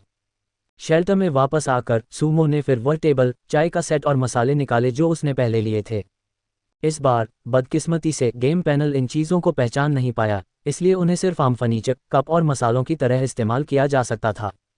लेकिन किचन से मिली आटे की आधी बोरी ने सूमो को खुश कर दिया। बेहतरीन आटा, उत्कृष्ट। विवरण: दूधिया सफ़ेद रंग का, हाई और लो ग्लूटेन के बीच, सेमी ढीला टेक्सचर, स्टीम्ड बन, माटो, नूडल्स वगैरह के लिए सही। खासियत: आटे में अपने आप धूल हटाने का काम है, ये खराब या फफूंदी नहीं लगता और इसे लंबे समय तक स्टोर किया जा सकता है। मूल्यांकन: क्या इसे देखकर क्या आप एक कटोरी तेल वाले नूडल्स बनाकर खाना नहीं चाहते? खाने के लिए सूमो की ज़्यादा डिमांड नहीं थी, बस खाना ऐसा होना चाहिए जो ज़्यादा समय तक चले और ख़राब ना हो। आटे की खास खूबी उसके लिए एकदम सही थी। इस स्टेज पर सबका खाना बहुत सिंपल था। कम से कम सूमो जो काली रोटी खाता था, उसमें उसकी रोज़ की ज़रूरत के हिसाब से नमक था। दूसरे लोग इतने खुशकिस्मत नहीं थे। कुछ लोग सिर्फ घास खोदकर, पेड़ों की छाल खाकर अपना पेट भरते थे और कुछ भूख से बेहाल होकर जिंदा रहने के लिए मिट्टी भी खाने की हिम्मत करते थे। जहां तक ट्रेड के लिए मिलने वाले म्यूटेटेड जानवर के मांस की बात है, खराब माहौल की वजह से इन जानवरों के मांस में ज़्यादा फैट नहीं होता था। ये पेड़ की छाल की तरह चबाने में मुश्किल और बहुत सूखा होता था। सिर्फ ओरियो ही नखरे नहीं करता था और मज़े से खाता था। सूमो भी इससे खुश था। बाजार में 100 मिलीलीटर पानी के बदले 500 ग्राम ब्रेड की एक्सचेंज रेट की तुलना में सूमो को 100 मिलीलीटर पानी के बदले लगभग 700 ग्राम से 800 ग्राम म्यूटेटेड जानवर का मांस मिल सकता था।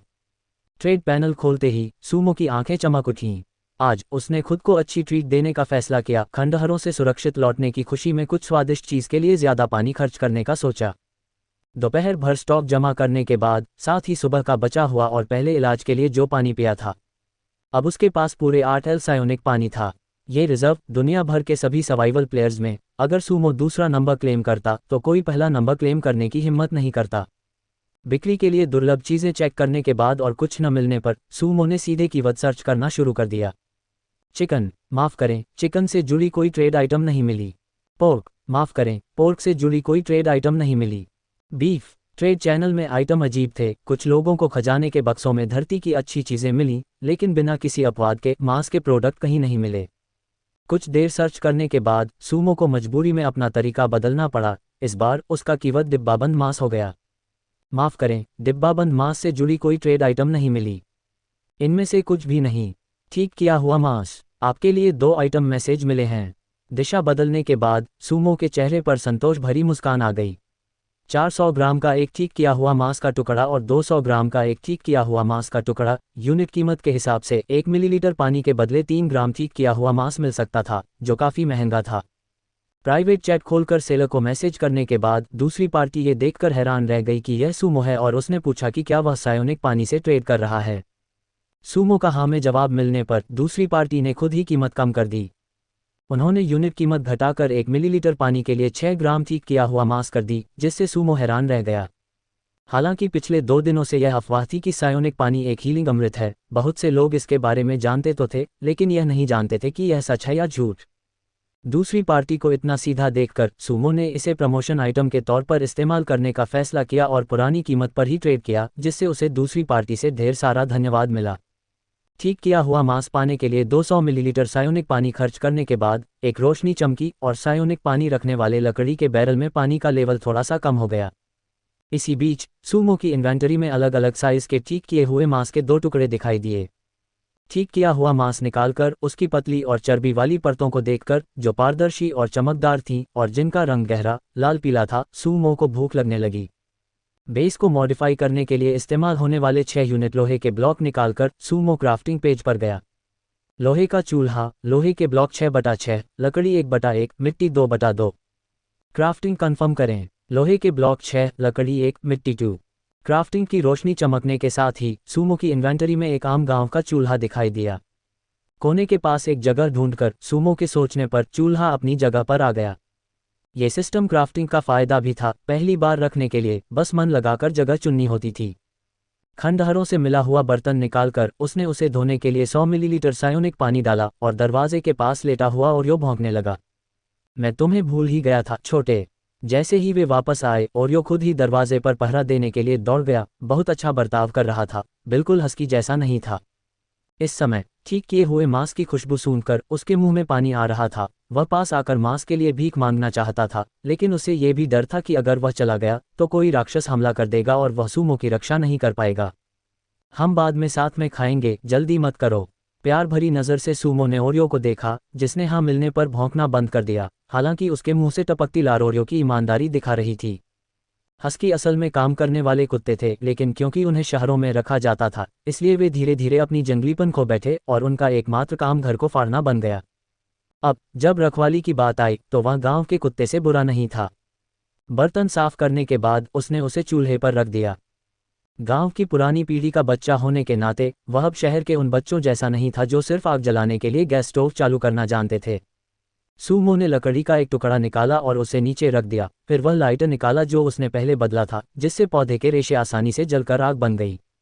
लगभग 1 लीटर सायोनिक पानी डालकर सूमो ने कंस्ट्रक्शन किए हुए मांस के दोनों टुकड़ों को एक साथ डाल दिया। आसान शर्तों के साथ उसने पौष्टिक और पेट को गर्म करने वाला कंस्ट्रक्शन किए हुए मांस का सूप बनाने की योजना बनाई ताकि कुछ गर्म पिया जा सके। बस अफसोस की बात थी कि उसके बगल में गोभी और टमाटर अभी अभी लगाए गए थे, नहीं तो कुछ ताज़ी सब्जियों के साथ स्वाद और भी स्वादिष्ट होता।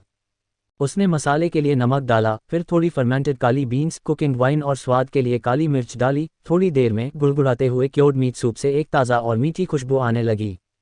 सूमो, जो बर्तन के पास बैठा उसकी रखवाली कर रहा था, अब उसे भी बहुत भूख लग रही थी।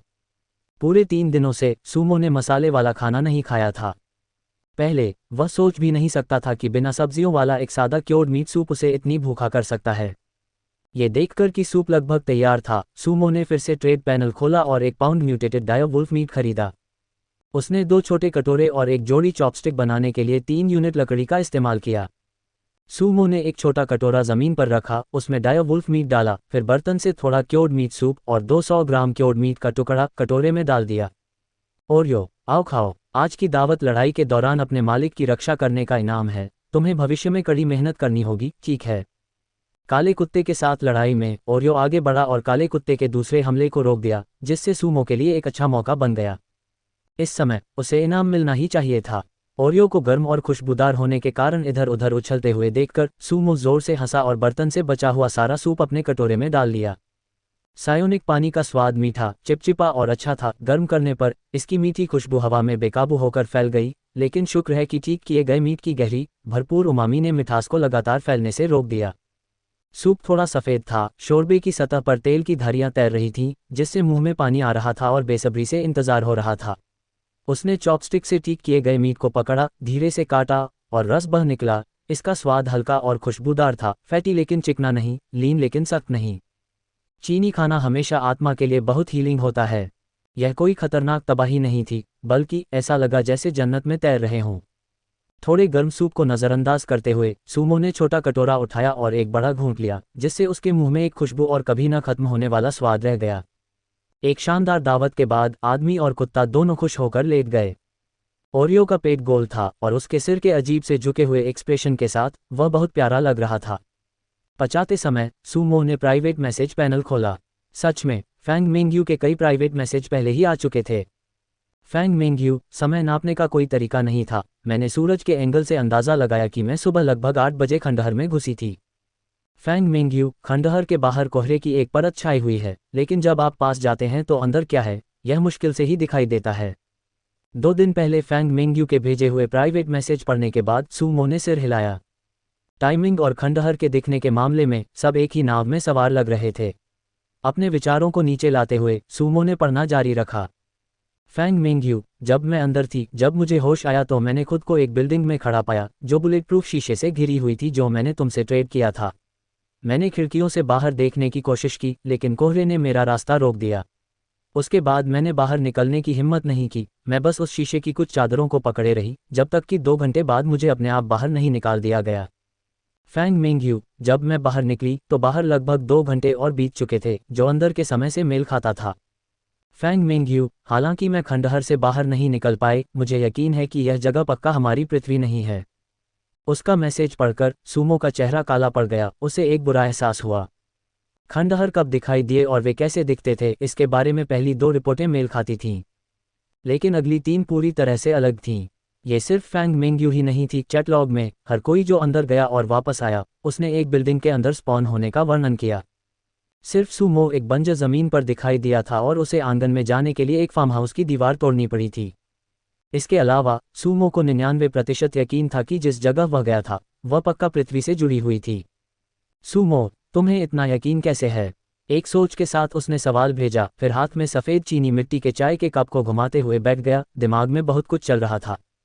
इस बीच एक काफ़ी नम अंडरग्राउंड बेस में एक दीवार से टिकी एक महिला ने अपनी स्क्रीन पर मैसेज देखकर मुस्कुराया। आग की रोशनी उसके चमकीले दांतों और सुंदर मुस्कान पर चमक रही थी। वह दूसरे बचे हुए लोगों की दयनीय हालत से बिल्कुल अलग दिख रही थी। अगर सूमो उसे देखता तो वह तुरंत उसे फैंग मेंग्यू के रूप में पहचान लेता। उसने तुरंत जवाब नहीं दिया। इसके बजाय उसने प्राइवेट मैसेज इंटरफेस से कई और लोगों को एक नोट भेजा। थोड़ी देर बाद 4 लोग अंडरग्राउंड बेस में आए। 3 आदमी और एक औरत, सभी लंबे और सीधे, चेहरे पर पक्का इरादा साफ था कि वे आम लोग नहीं थे। तो यू सूमो ने क्या कहा? अंदर आए औरत ने बेचैनी से पूछा। सूमो का नाम सुनकर तीनों आदमियों की आंखों में उम्मीद की चमक आ गई। कहना मुश्किल है, सूमो बहुत सावधान है। मुझे लगता है कि उसकी ताकत जबरदस्त है। वह पहले ही अपने शेल्टर से बाहर निकलकर घूमने चला गया है। फैंग मेंग्यू ने थोड़ा सिर हिलाते हुए कहा। सब चुप हो गए। उसने आगे कहा, उसने अपने शेल्टर को मजबूत करने के लिए शीशा खरीदा है और उसके पास पानी की लगातार सप्लाई है। ज्यादातर लोग उस सोने की खान की रखवाली करते और धीरे धीरे तरक्की करते, लेकिन सूमो ने ऐसा नहीं किया। उसने खतरा उठाया और खंडहरों में चला गया। यह इस बात का सबूत है कि वह कोई आम आदमी नहीं है।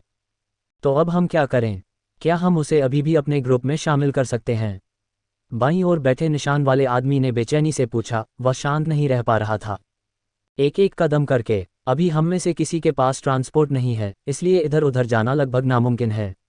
सिर्फ इसलिए कि हम पास हैं, हम एक दूसरे के संपर्क में रह पा रहे हैं। फैंग मेंग्यू, गॉडसू, चलो आपने उस शीशे के स्टैट्स देखे? धरती पर ऐसी टेक्नोलॉजी नहीं है, ये तो जादू जैसा है। और हमारे ग्रुप में दूसरे लोग अपनी बिल्डिंग छोड़कर बाहर की दुनिया देख चुके हैं। अगर गॉडसू हमारे साथ जुड़ने के बारे में सोचते हैं तो हम अपनी जानकारी शेयर कर सकते हैं। उसका जवाब पढ़कर सूमो ने सिर हिलाया और बिना आवाज के हंसा। ऐसा नहीं था कि उसे अकेलेपन से डर लगता था, नहीं, उसे इस बात की चिंता थी कि वे उसे नुकसान पहुंचाएंगे। इस स्टेज पर एक टीम बनाना नामुमकिन था जब तक कि दूरी कोई समस्या न हो। और अगर वह शामिल होता तो वह तुरंत जो एकमात्र चीज दे सकता था वह उसके हाथ में मौजूद सायोनिक पानी था। एक बेकार सौदा। फैंग मेंग्यू को उसकी जानकारी के बदले में प्राइवेट तौर पर 100 मिलीलीटर सायोनिक पानी भेजने के बाद सूमो ने चैट बंद कर दी। अगली बार जब मैं खंडहरों में जाऊंगा, अगर यह अभी भी दूसरों से अलग हुआ तो मैं दूसरों से जानकारी खरीदने की कोशिश करूंगा। कोई जल्दी नहीं है। अभी सबसे बड़ा खतरा अनजान साइकिल वाली आपदाएं थीं। खंडहरों की खोज करना शेल्टर को सुरक्षित रखने के बाद ही किया जा सकता था। जल्दबाजी करने से शेल्टर किसी आपदा से टूट सकता था, जिससे पत्नी और सैनिक दोनों को खोना पड़ सकता था। इस बारे में सोचने के बाद सूमो ने उस विचार को किनारे रख दिया और अपना शेल्टर बनाना फिर से शुरू कर दिया। अभी लोहे का इंतजाम लगभग पूरा हो गया था, फिर भी शुरुआती दौर का शेल्टर पूरी तरह से लोहे का नहीं बनाया जा सकता था।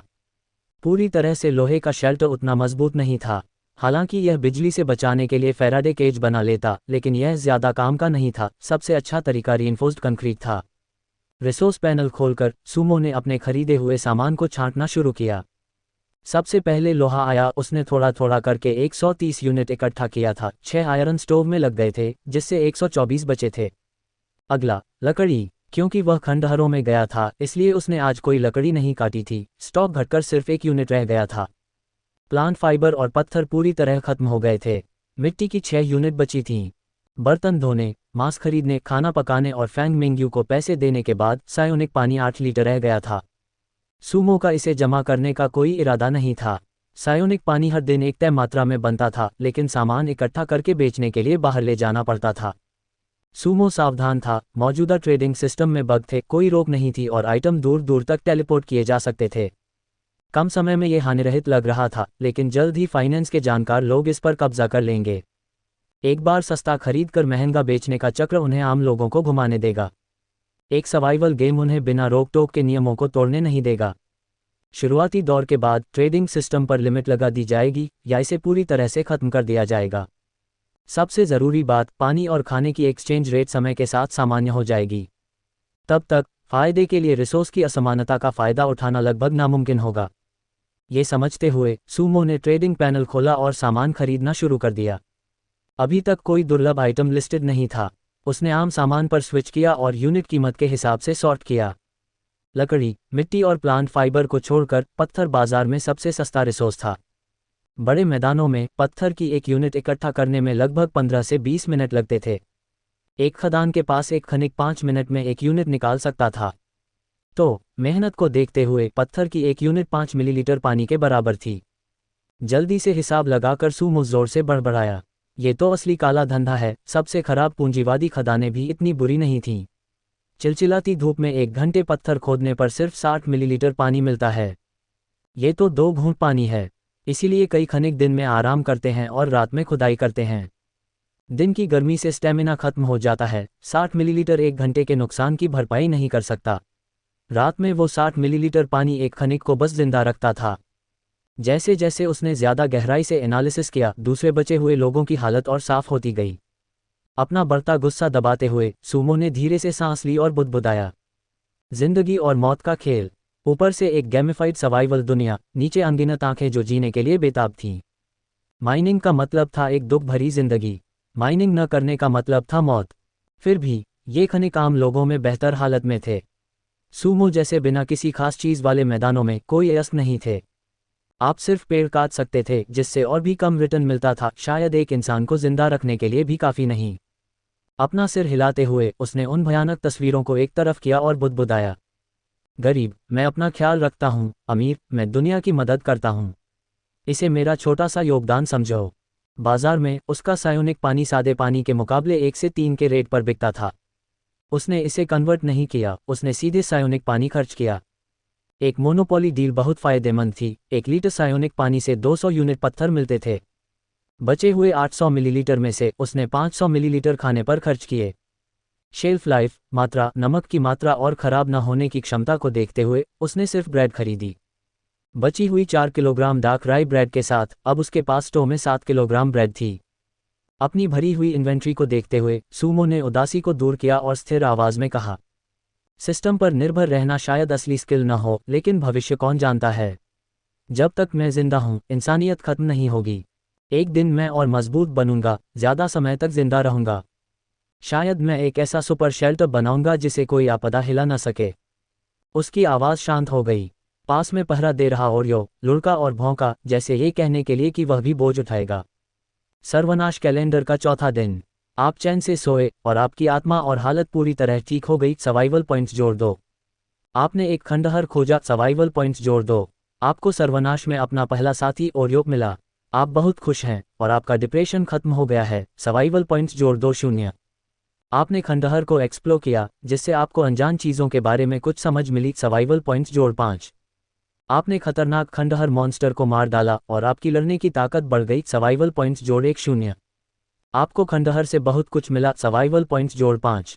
आपका खाना बहुत आरामदायक है और आपकी खुशी की भावना बहुत बढ़ गई है। सर्वाइवल पॉइंट्स जोड़ 2। होस्ट के सर्वाइवल माहौल को स्कैन किया जा रहा है। सर्वाइवल पॉइंट्स का मूल्यांकन किया जा रहा है। आज 36 सर्वाइवल पॉइंट्स मिले। अंतिम सेटलमेंट सर्वाइवल पॉइंट्स जोड़ 8-2। बचे हुए सर्वाइवल पॉइंट्स 202। सुबह का सूरज चमका और सूमो गर्मी में जागा। क्योंकि उसे कल 3 पीस का अंक सेट मिल गया था, इसलिए रात की ठंड पूरी तरह से गायब हो गई थी। ओरियो, जो उसके बगल में लेटा था, उसने सूमो को जागते हुए देखा और आज्ञाकारी होकर अपना सिर बिस्तर के किनारे पर रख दिया। सूमो को उसे सहलाने का इशारा किया। ओरियो के सिर को सहलाते हुए सूमो ने अंगड़ाई ली और बिस्तर के किनारे बैठ गया। 2 दिनों के जमाव के बाद उसके सर्वाइवल पॉइंट्स आखिरकार 200 से ज़्यादा हो गए, जो शेल्टर मटीरियल मॉडिफिकेशन के लिए न्यूनतम ज़रूरत थी।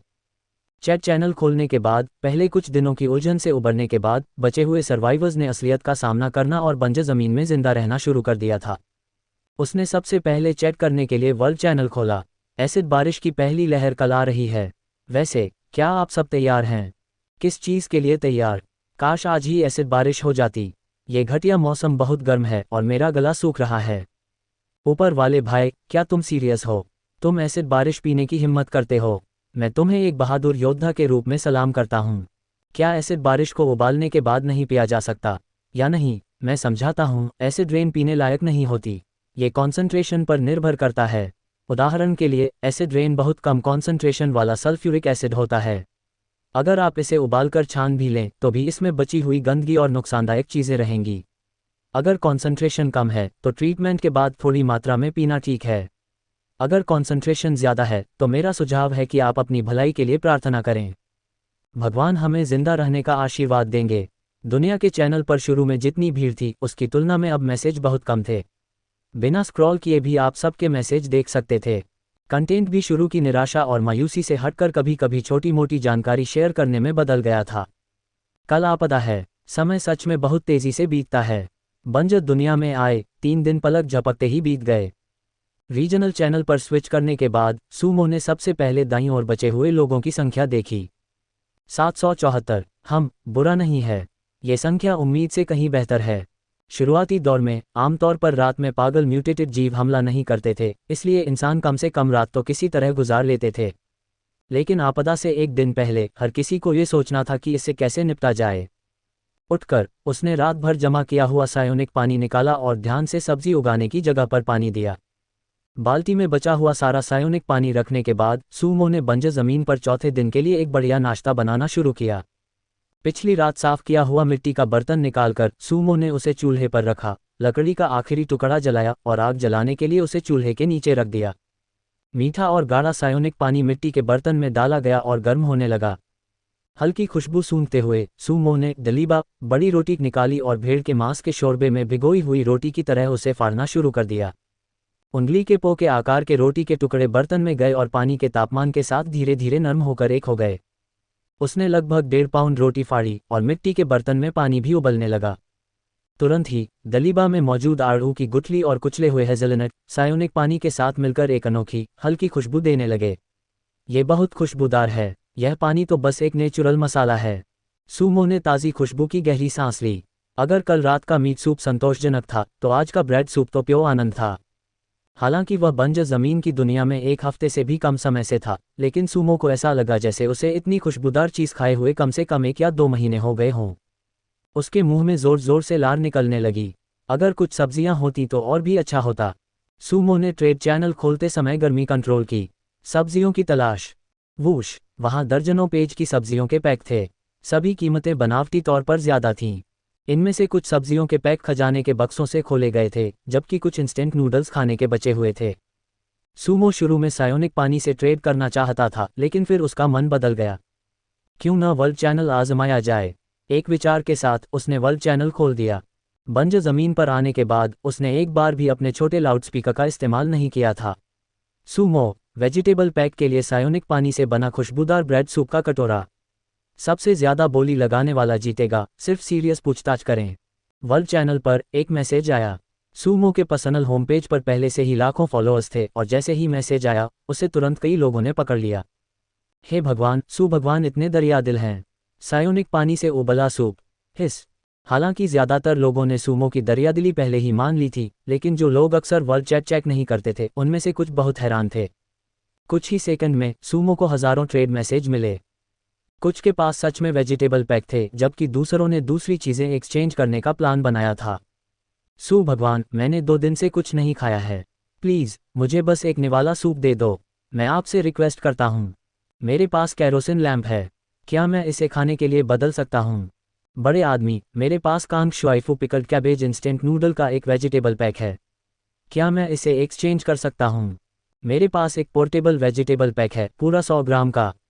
क्या हम ट्रेड कर सकते हैं, सू गॉड? इतने सारे लोग ट्रेड करने आए थे। माहौल इतना रौनक वाला था कि सूमो को भी इसकी उम्मीद नहीं थी। जैसे ही सूमो ने लगभग 200 मिलीलीटर ब्रेड सूप का कटोरा सर्व किया, ट्रेड चैनल और भी ज्यादा बढ़ गया। 200 ग्राम्स ब्रेड सूप, बहुत बढ़िया। जानकारी, खास पानी से बना ब्रेड सूप का कटोरा, खुशबू से भरपूर और खुशी से भरा हुआ।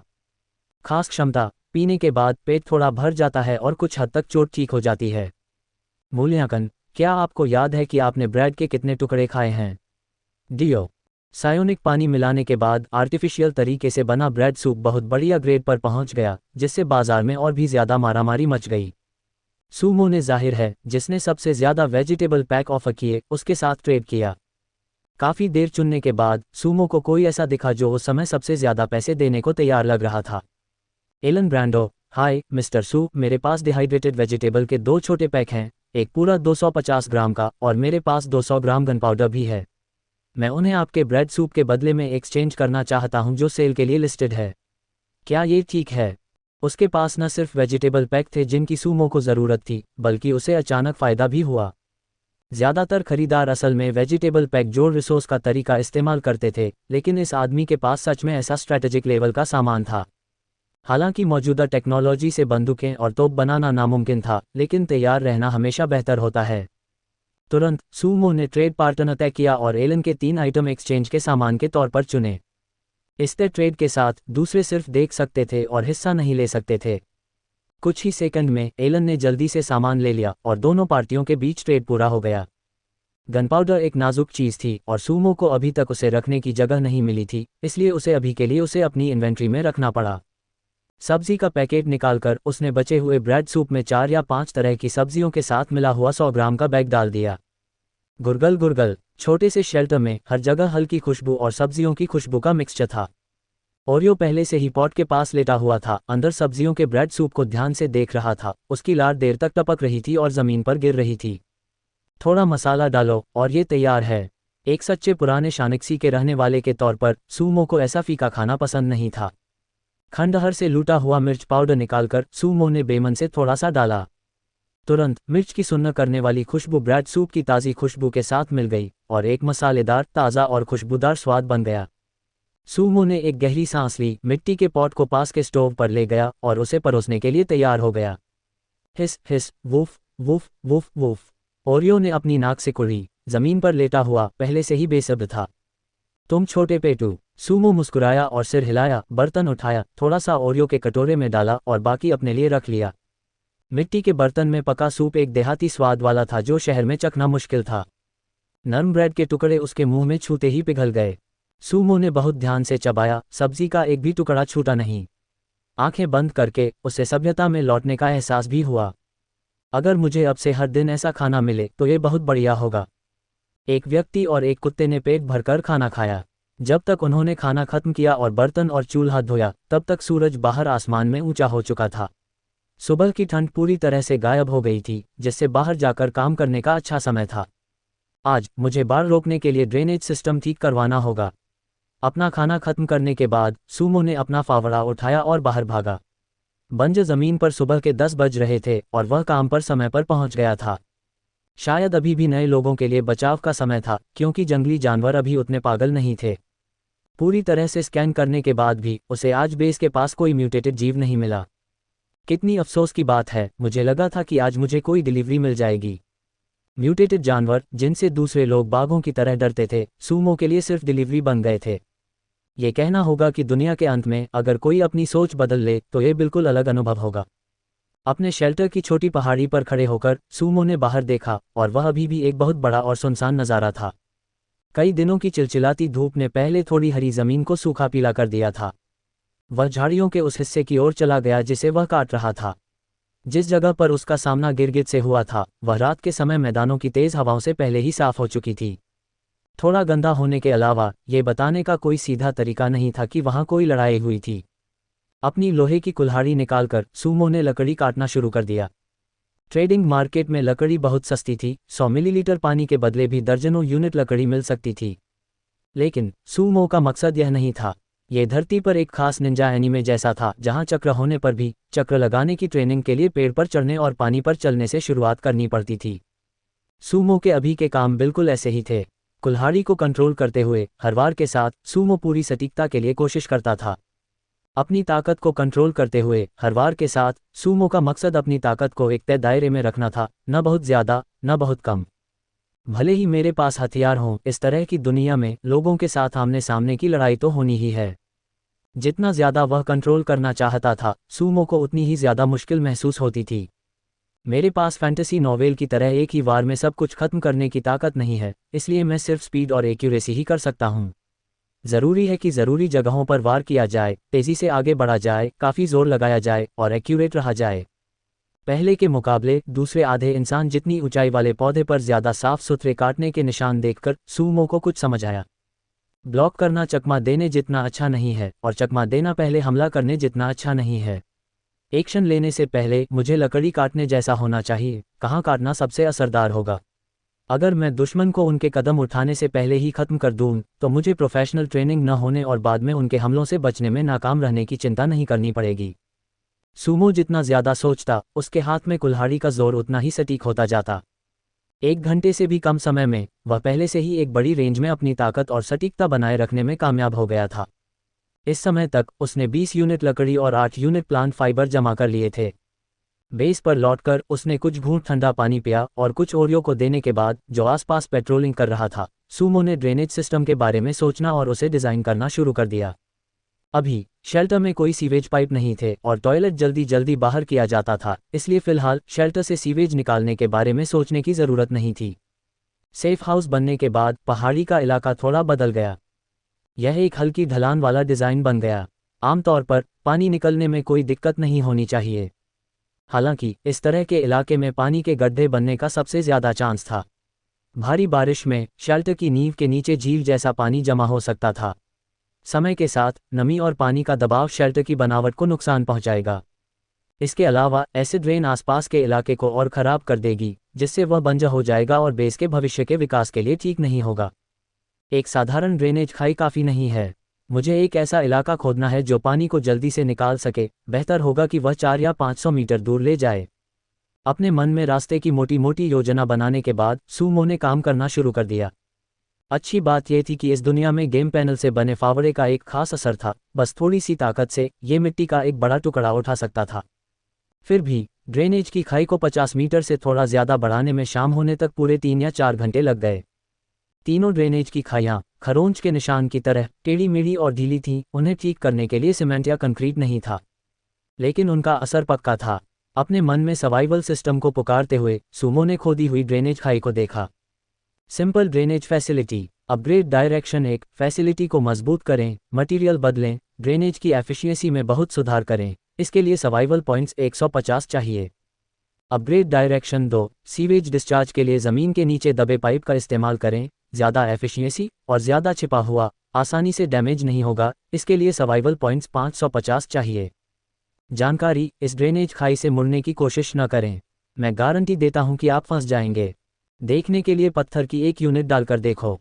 सिस्टम से मिले 2 रास्तों को देखकर सूमो ने पत्थर की एक यूनिट निकाली और उसे ड्रेनेज की खाई पर ढेर कर दिया। जैसा कि उम्मीद थी, सिस्टम से मिले अपग्रेड डायरेक्शन 1 ने ज़रूरत को 3 पॉइंट कम कर दिया। डिस्क्रिप्शन भी बदल गया। अपग्रेड डायरेक्शन 1 पत्थर को मजबूत करने का इस्तेमाल करें, ड्रेनेज की क्षमता बढ़ाएं, टिकाऊपन बढ़ाएं और आसानी से खराब ना हो। इसके लिए सर्वाइवल पॉइंट्स 147 चाहिए। उसके बैकपैक में पूरे 200 यूनिट पत्थर थे और क्योंकि यह सस्ता था, इसलिए सूमो को इसे इस्तेमाल करने में कोई दिक्कत नहीं हुई। 10 यूनिट, 20 यूनिट, पूरे 47 यूनिट पत्थर रखने के बाद सिस्टम से मिली सर्वाइवल पॉइंट की ज़रूरत पत्थर जोड़ने के साथ नहीं बदली। इसे 9 पॉइंट पर फिक्स कर दिया गया। अपग्रेड डायरेक्शन 1 चुनें। जैसे ही उसने कहा, सूमो के शरीर से एक हरी रोशनी निकली जिसने 40 से ज़्यादा यूनिट पत्थर को ड्रेनेज डिच के साथ मिला दिया।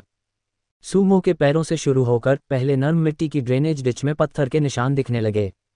हरी रोशनी के हर झटके के साथ मिट्टी में और ज़्यादा पत्थर दिखाई देने लगे।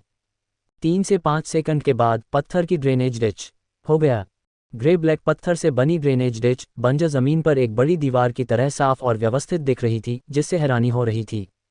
यह मशीन से बिछाई गई पूरी पत्थर की सतह जैसी लग रही थी, जिसमें हाथ से खुदाई का कोई निशान नहीं था, और यह पूरी तरह से नेचुरल लग रही थी। वह जितना ज़्यादा देखता, सूमो उतना ही ज़्यादा खुश होता। ये पता लगाना कि प्लेयर के पहले नेचुरल डिजास्टर को पार करने की संभावना 99% से ज़्यादा है, और यह कामयाबी हासिल करने वाला दुनिया का अकेला प्लेयर है। तुम्हें एक लॉटरी का मौका मिला है। दूर तक फैली छोटी पहाड़ी पर खड़े सूमो को अचानक दोगुना अच्छा लगा और उन्होंने जल्दी से गेम पैनल खोलकर चेक किया। इसी समय नीले गेम पैनल के फंक्शन के पीछे एक नया, रंगीन, चमकता हुआ फंक्शन दिखाई दिया था। लॉटरी। मुझे उम्मीद नहीं थी कि ड्रेनेज की खाई खोदने से ऐसा कुछ मिलेगा। अगर मुझे पता होता तो मैं इसे पहले दिन ही खोद लेता। अपने सामने बड़े लॉटरी व्हील को देखते हुए सूमो ने उस पर अपनी नज़रें गड़ा दीं। व्हील 5 हिस्सों में बटा हुआ था: पेट, ब्लूप्रिंट, टूल, आइटम और रिसोर्स। कोई खेलने के लिए धन्यवाद ऑप्शन नहीं है। ये निश्चित रूप से माँ परिवार का बनाया हुआ गेम नहीं है। सभी 5 ऑप्शन बहुत काम के थे। ओरियो पहले से ही था और रिसोर्स भी बहुत थे। भले ही वह एक पेट निकालता, सूमो को एक और मुंह खिलाने में कोई दिक्कत नहीं थी। उसने सीधे लॉटरी बटन दबा दिया। पहिया बहुत तेजी से घूमने लगा, लेकिन जैसे जैसे समय बीता ये धीरे धीरे धीमा होता गया और पॉइंटर आखिरकार ब्लूप्रिंट एरिया में रुक गया। रिकॉर्ड। बधाई हो प्लेयर, आपने हंटिंग कंपाउंड क्रॉसबो ब्लूप्रिंट बना लिया है। जैसे ही गेम पैनल का प्रॉम्प्ट खत्म हुआ, आइटम बार में एक लाल चमकता हुआ डिज़ाइन दिखाई दिया।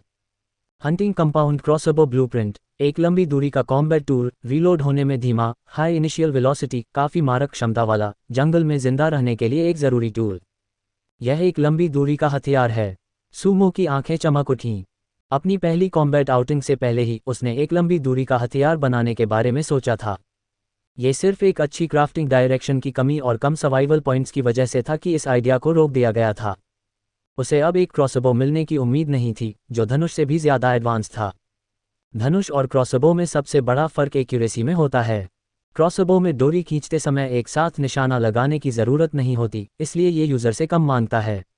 हालांकि इसका रीलोडिंग टाइम धनुष से ज़्यादा होता है, लेकिन आमतौर पर इसकी रेंज ज़्यादा होती है। यह ज़्यादा मारक होता है और धनुष से ज़्यादा हिट रेट होता है, जिससे यह एक पावरफुल लंबी दूरी का किलिंग वेपन बन जाता है। अगर धनुष किसी औरत को दिया जाए तो हाथ की ताकत की वजह से वह ज़्यादा से ज़्यादा 20 या 30 मीटर तक शूट कर सकती है। लेकिन क्रॉसबो अलग है। क्रॉसबो इस्तेमाल करना सीखने के बाद 50 मीटर के अंदर ये बेसिकली पॉइंट एंड शूट होता है, जिसमें बहुत ज़्यादा एक्यूरेसी होती है। क्रॉसबो ब्लूप्रिंट को तोड़ने के बाद गेम पैनल के क्राफ्टिंग फंक्शन में रोशनी की एक धारा जुड़ गई। सूमो ने बेसब्री से क्राफ्टिंग लिस्ट खोली। उसने हंटिंग कंपाउंड क्रॉसबो और क्रॉसबो बोल्ट बनाने के लिए ज़रूरी सामान चेक किया। क्राफ्टिंग पेज को पूरा नीचे खींचकर सूमो ने अपने मन से क्लिक किया और मटेरियल लिस्ट सामने आ गई। पढ़ने के लिए Google search. Hunting compound crossbow, लकड़ी 0/8, iron block 0/8, copper block 0/4, nylon 0/2, compound nylon 0/1। Matching crossbow तीर 5 पीस, लकड़ी 0/2, आयरन ब्लॉक 0/1। कंपाउंड क्रॉसबो का ब्लूप्रिंट अनलॉक करने के बाद मैचिंग क्रॉसबो तीरों का ब्लूप्रिंट भी शामिल था और सूमो को इसे फिर से हासिल करने की ज़रूरत नहीं थी। आयरन ब्लॉक आसानी से मिल जाते हैं। अब मुझे सिर्फ नायलॉन, कंपाउंड नायलॉन और कॉपर ब्लॉक चाहिए। मुझे हैरानी है कि क्या दूसरों के पास नायलॉन है। कॉपर ब्लॉक मिलना शायद ज़्यादा आसान होगा। सोचते हुए सूमो ने ओरियो को वापस बुलाया और शेल्टर की ओर वापस चला गया। गेम पैनल देखते समय आसपास के माहौल को नज़रअंदाज करना आसान होता है, इसलिए सूमो आमतौर पर शेल्टर के अंदर से ही ट्रेडिंग मार्केट देखता है। जब उसने पहले ट्रेड आइटम देखे थे तो सूमो ने कई अजीब छोटी छोटी चीज़ें देखी थीं। इस समय सर्च करने पर ट्रेडिंग पैनल पर कॉपर ब्लॉक के निशान दिखे। अभी एक कॉपर ब्लॉक की कीमत 100 मिलीलीटर पानी रखी गई है, जबकि नायलॉन अभी कहीं नहीं मिल रहा है। ये लोग जिस कीमत पर बेच रहे हैं वह बहुत ज़्यादा है। सूमो ने आसपास देखा और अचानक महसूस किया कि सिर्फ 2 लोग कॉपर ब्लॉक बेच रहे थे। नए लिस्ट किए गए कॉपर ब्लॉक इन दोनों ने उसके खरीदने से पहले ही ले लिए थे। ये खिलाड़ी गेम के व्यापारियों की तरह उन रिसोर्स को जमा कर रहे थे जो अभी भी कम थे और फिर कीमतें बढ़ा रहे थे। खुद खरीदना ज़्यादा फायदेमंद है, सायोनिक पानी का इस्तेमाल करके मटीरियल के बदले। सूमो ने कुछ देर सोचा और फिर कई ट्रेड ऑप्शन लिस्ट किए। विक्रेता सूमो ट्रेड आइटम 50 मिलीलीटर सायोनिक पानी। ज़रूरत 1 copper block. Stock 200 millilitre trade item 100 millilitre सायोनिक वाटर। ज़रूरत नायलॉन तारांकन 2। Stock 200 millilitre trade item 200 millilitre सायोनिक वाटर। ज़रूरत कंपाउंड नायलॉन। स्टॉक 200 मिलीलीटर सायोनिक वाटर। कल होने वाली एसिड रेन ज़्यादातर लोगों की नज़र में कोई आपदा नहीं बल्कि एक रीसप्लाई थी। सुबह से ही पानी की खरीदने की शक्ति लगातार कम हो रही थी। न सिर्फ सामान बदलने के लिए बल्कि बराबर खाने के बदले भी काफ़ी छूट मिल रही थी। लेकिन अच्छी बात यह थी कि सायोनिक वाटर की खरीदने की शक्ति मजबूत बनी रही। इन खरीदारी से मिले सामान से हंटिंग कंपाउंड क्रॉसबो बनाने के लिए ज़रूरी सामान पूरे हो गए। कॉपर ब्लॉक का एक्सचेंज लिस्ट होने के आधे मिनट के अंदर ही पूरा हो गया, जिसमें 4 यूनिट का ट्रेड हुआ। बॉस, आप सायोनिक वाटर कहाँ से निकालते हैं? चिंता मत करो, जब हमें मिल जाएगा तो हम इसे 19 में बांट लेंगे, कैसा रहेगा? गॉड्सू, मेरे पास अभी भी कॉपर ब्लॉक हैं। प्लीज़ मेरे वाले ले लो, मुझे एक दिन से पानी नहीं मिला है। सर, मेरे पास नायलॉन है लेकिन कीमत काफ़ी नहीं है, इसे और बढ़ाना होगा। उद्धरण चिन्ह उद्धरण चिन्ह। एक के बाद एक मैसेज आने लगे। ये नग बार था जब सूमो ने सायोनिक वाटर बेचने के लिए लिस्ट किया था, इसलिए लगभग सभी ने अंदाज़ा लगा लिया था कि उसके पास एक पक्का सोर्स है जहां से लगातार पानी आ रहा है। ज़्यादातर लोग जो सायोनिक वाटर खरीदते थे वे सारा पानी प्यास बुझाने के लिए इस्तेमाल नहीं करते थे। वे ज़्यादातर इसे एक स्ट्रैटेजिक मेडिकल सप्लाई के तौर पर स्टोर करते थे। चोट लगने पर सायोनिक वाटर जान भी बचा सकता था। वर्ल्ड चैनल और रीजन चैनल पर एक बार फिर बड़ी संख्या में लोग सूमो को चाहिए 2 तरह के नायलॉन के बारे में बात कर रहे थे। हाल की जांच के बाद सूमो को पता चला था कि नायलॉन कोई दुर्लभ चीज़ नहीं थी, बस कुछ लोग कीमत बढ़ने की उम्मीद में इसे बेचना नहीं चाहते थे। बढ़ते हुए प्राइवेट मैसेज को देखकर सूमो ने कंपाउंड नायलॉन के लिए एक कीवर्ड सेट किया और फिर उन्हें नज़रअंदाज कर दिया। उसे अभी तक किसी जानलेवा खतरे का सामना नहीं करना पड़ा था, इसलिए उसे कंपाउंड बो की तुरंत ज़रूरत नहीं थी। शायद अगर वह रात तक इंतज़ार करता तो कुछ लोग इसे कम कीमत पर बेच सकते थे। कीमत के हिसाब से सॉर्ट करने के बाद सूमो को 50 यूनिट पत्थर और मिले, जिससे पानी की नहर बनाने में हुए पिछले नुकसान की भरपाई हो गई। जैसे ही सूमो ने धीरे धीरे सभी कंस्ट्रक्शन रिसोर्स निकाले और उन्हें शेल्टर में करीने से रखा, उसका दिल भावनाओं से भर गया। लकड़ी के शेल्टर में रहना शुरू में तो ठीक था, लेकिन जैसे जैसे समय बीतता लकड़ी को पक्का स्ट्रक्चरल नुकसान होता, जिससे ये काफ़ी असुरक्षित हो जाता। अब जब उसके पास पत्थर के शेल्टर में अपग्रेड करने के लिए काफ़ी चीज़ें जमा हो गई थीं, तो सूमो ने बिना समय बर्बाद किए मैनुअल अपग्रेड शुरू कर दिया। सबसे पहले शेल्टर के दरवाजे को अपग्रेड किया गया, जो बंजर ज़मीन में बचाव की पहली लाइन भी था। शेल्टर का दरवाज़ा असर, थोड़ी चोरी रोधी, थोड़ी रेडिएशन से सुरक्षा। अपग्रेड की दिशा 1, लकड़ी के दरवाजे की मोटाई बढ़ाएं, लकड़ी की मजबूती बढ़ाएं, थोड़ी आग और पानी से सुरक्षा 10। अपग्रेड की दिशा 2, मटेरियल बदलें, लकड़ी के दरवाजे को पत्थर के दरवाजे में अपग्रेड करें, टिकाऊपन और दूसरी खूबियां बहुत ज़्यादा बढ़ाएं 5। इवैल्यूएशन, आप प्रलय में लकड़ी के दरवाजे के भरोसे नहीं रहना चाहेंगे, है ना? अपग्रेड की दिशा 2 चुनने पर ज़मीन पर रखे पत्थरों को हरी रोशनी से स्कैन किया गया और 10 यूनिट पत्थर पिघलकर पत्थर के लिक्विड में बदल गए जो लकड़ी के दरवाजे पर चिपक गया। थोड़ी देर इंतजार के बाद असली लकड़ी का दरवाज़ा गायब हो गया और उसकी जगह एक पुराना दिखने वाला पत्थर का दरवाज़ा आ गया। पत्थर का बोल्ट धकेलकर और लकड़ी के पत्थर के दरवाजे का हैंडल खींचकर सूमो ने धीरे धीरे पत्थर का दरवाज़ा खोला और एक बार फिर हैरान रह गया। पत्थर का दरवाज़ा पूरे 20 सेंटीमीटर मोटा था, इतनी मोटाई की गोलियों को भी इसे भेदने में मुश्किल होती। जब तक वह दरवाज़ा अंदर से कसकर बंद रखता, बाहर कितने भी लोग हों वे अंदर नहीं घुस पाते। बेशक ये तब है जब इन लोगों के पास विस्फोटक न हो। पत्थर के दरवाजे के बाहर की कारीगरी बहुत खुरदरी थी।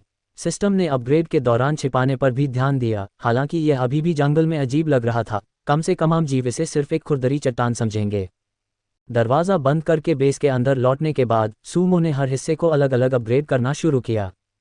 हरी रोशनी के हर स्कैन के साथ असली लकड़ी के फर्श में ज़बरदस्त बदलाव आया और वह हल्के भूरे रंग के पत्थर के फर्श में बदल गया। फाउंडेशन को अपग्रेड करने के बाद सूमो ने लोड बियरिंग स्ट्रक्चर और छत को अपग्रेड किया। जैसे ही लकड़ी के आखिरी टुकड़े का रंग बदला, शेल्टर पूरी तरह से नया हो गया। सबसे पहले अंदर का माहौल। अब नमी वाली फीलिंग नहीं थी और कई दिनों की एक्टिविटी से लकड़ी के तख्तों पर जमी गंदगी भी गायब हो गई थी। अब जमीन साफ और एक जैसी थी, पूरी तरह से हल्के ग्रे रंग की। क्योंकि इसे बहुत चिकना और सपाट पॉलिश किया गया था, पहली नज़र में यह ऐसा लग रहा था जैसे ग्रे टाइल्स लगी हों। पहले जो कुछ जगहें ऊबड़ खाबड़ थीं, वे अब सिस्टम के अपग्रेड के बाद भर गई थीं। पत्थर की दीवारों का रंग थोड़ा देहाती गहरा भूरा था, जिसमें कभी कभी पत्थर के पैटर्न थे जिससे शेल्टर कम बोरिंग लग रहा था। छत का रंग भी दीवारों जैसा ही था, जिससे एकता का एहसास बढ़ रहा था। बुरा नहीं है। सूमो ने अंदर और बाहर चारों ओर देखा, फिर गेम पैनल में शेल्टर का पूरा व्यू खोला। पर्सनल शेल्टर विवरण। पूरी तरह से पत्थर से बना शेल्टर, असाधारण रूप से मजबूत, अच्छी सुरक्षा के साथ और नमी को रोकने और गर्मी बनाए रखने में अनोखा असरदार। जगह 100 स्क्वायर मीटर्स, छत की ऊंचाई 2 मीटर।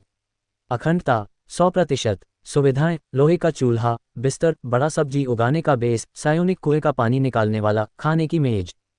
परिचय: हर किसी को अपनी जवानी की कीमत चुकानी पड़ती है, लेकिन सिर्फ तुम्हें अपनी जवानी के लिए घर बनाना पड़ा।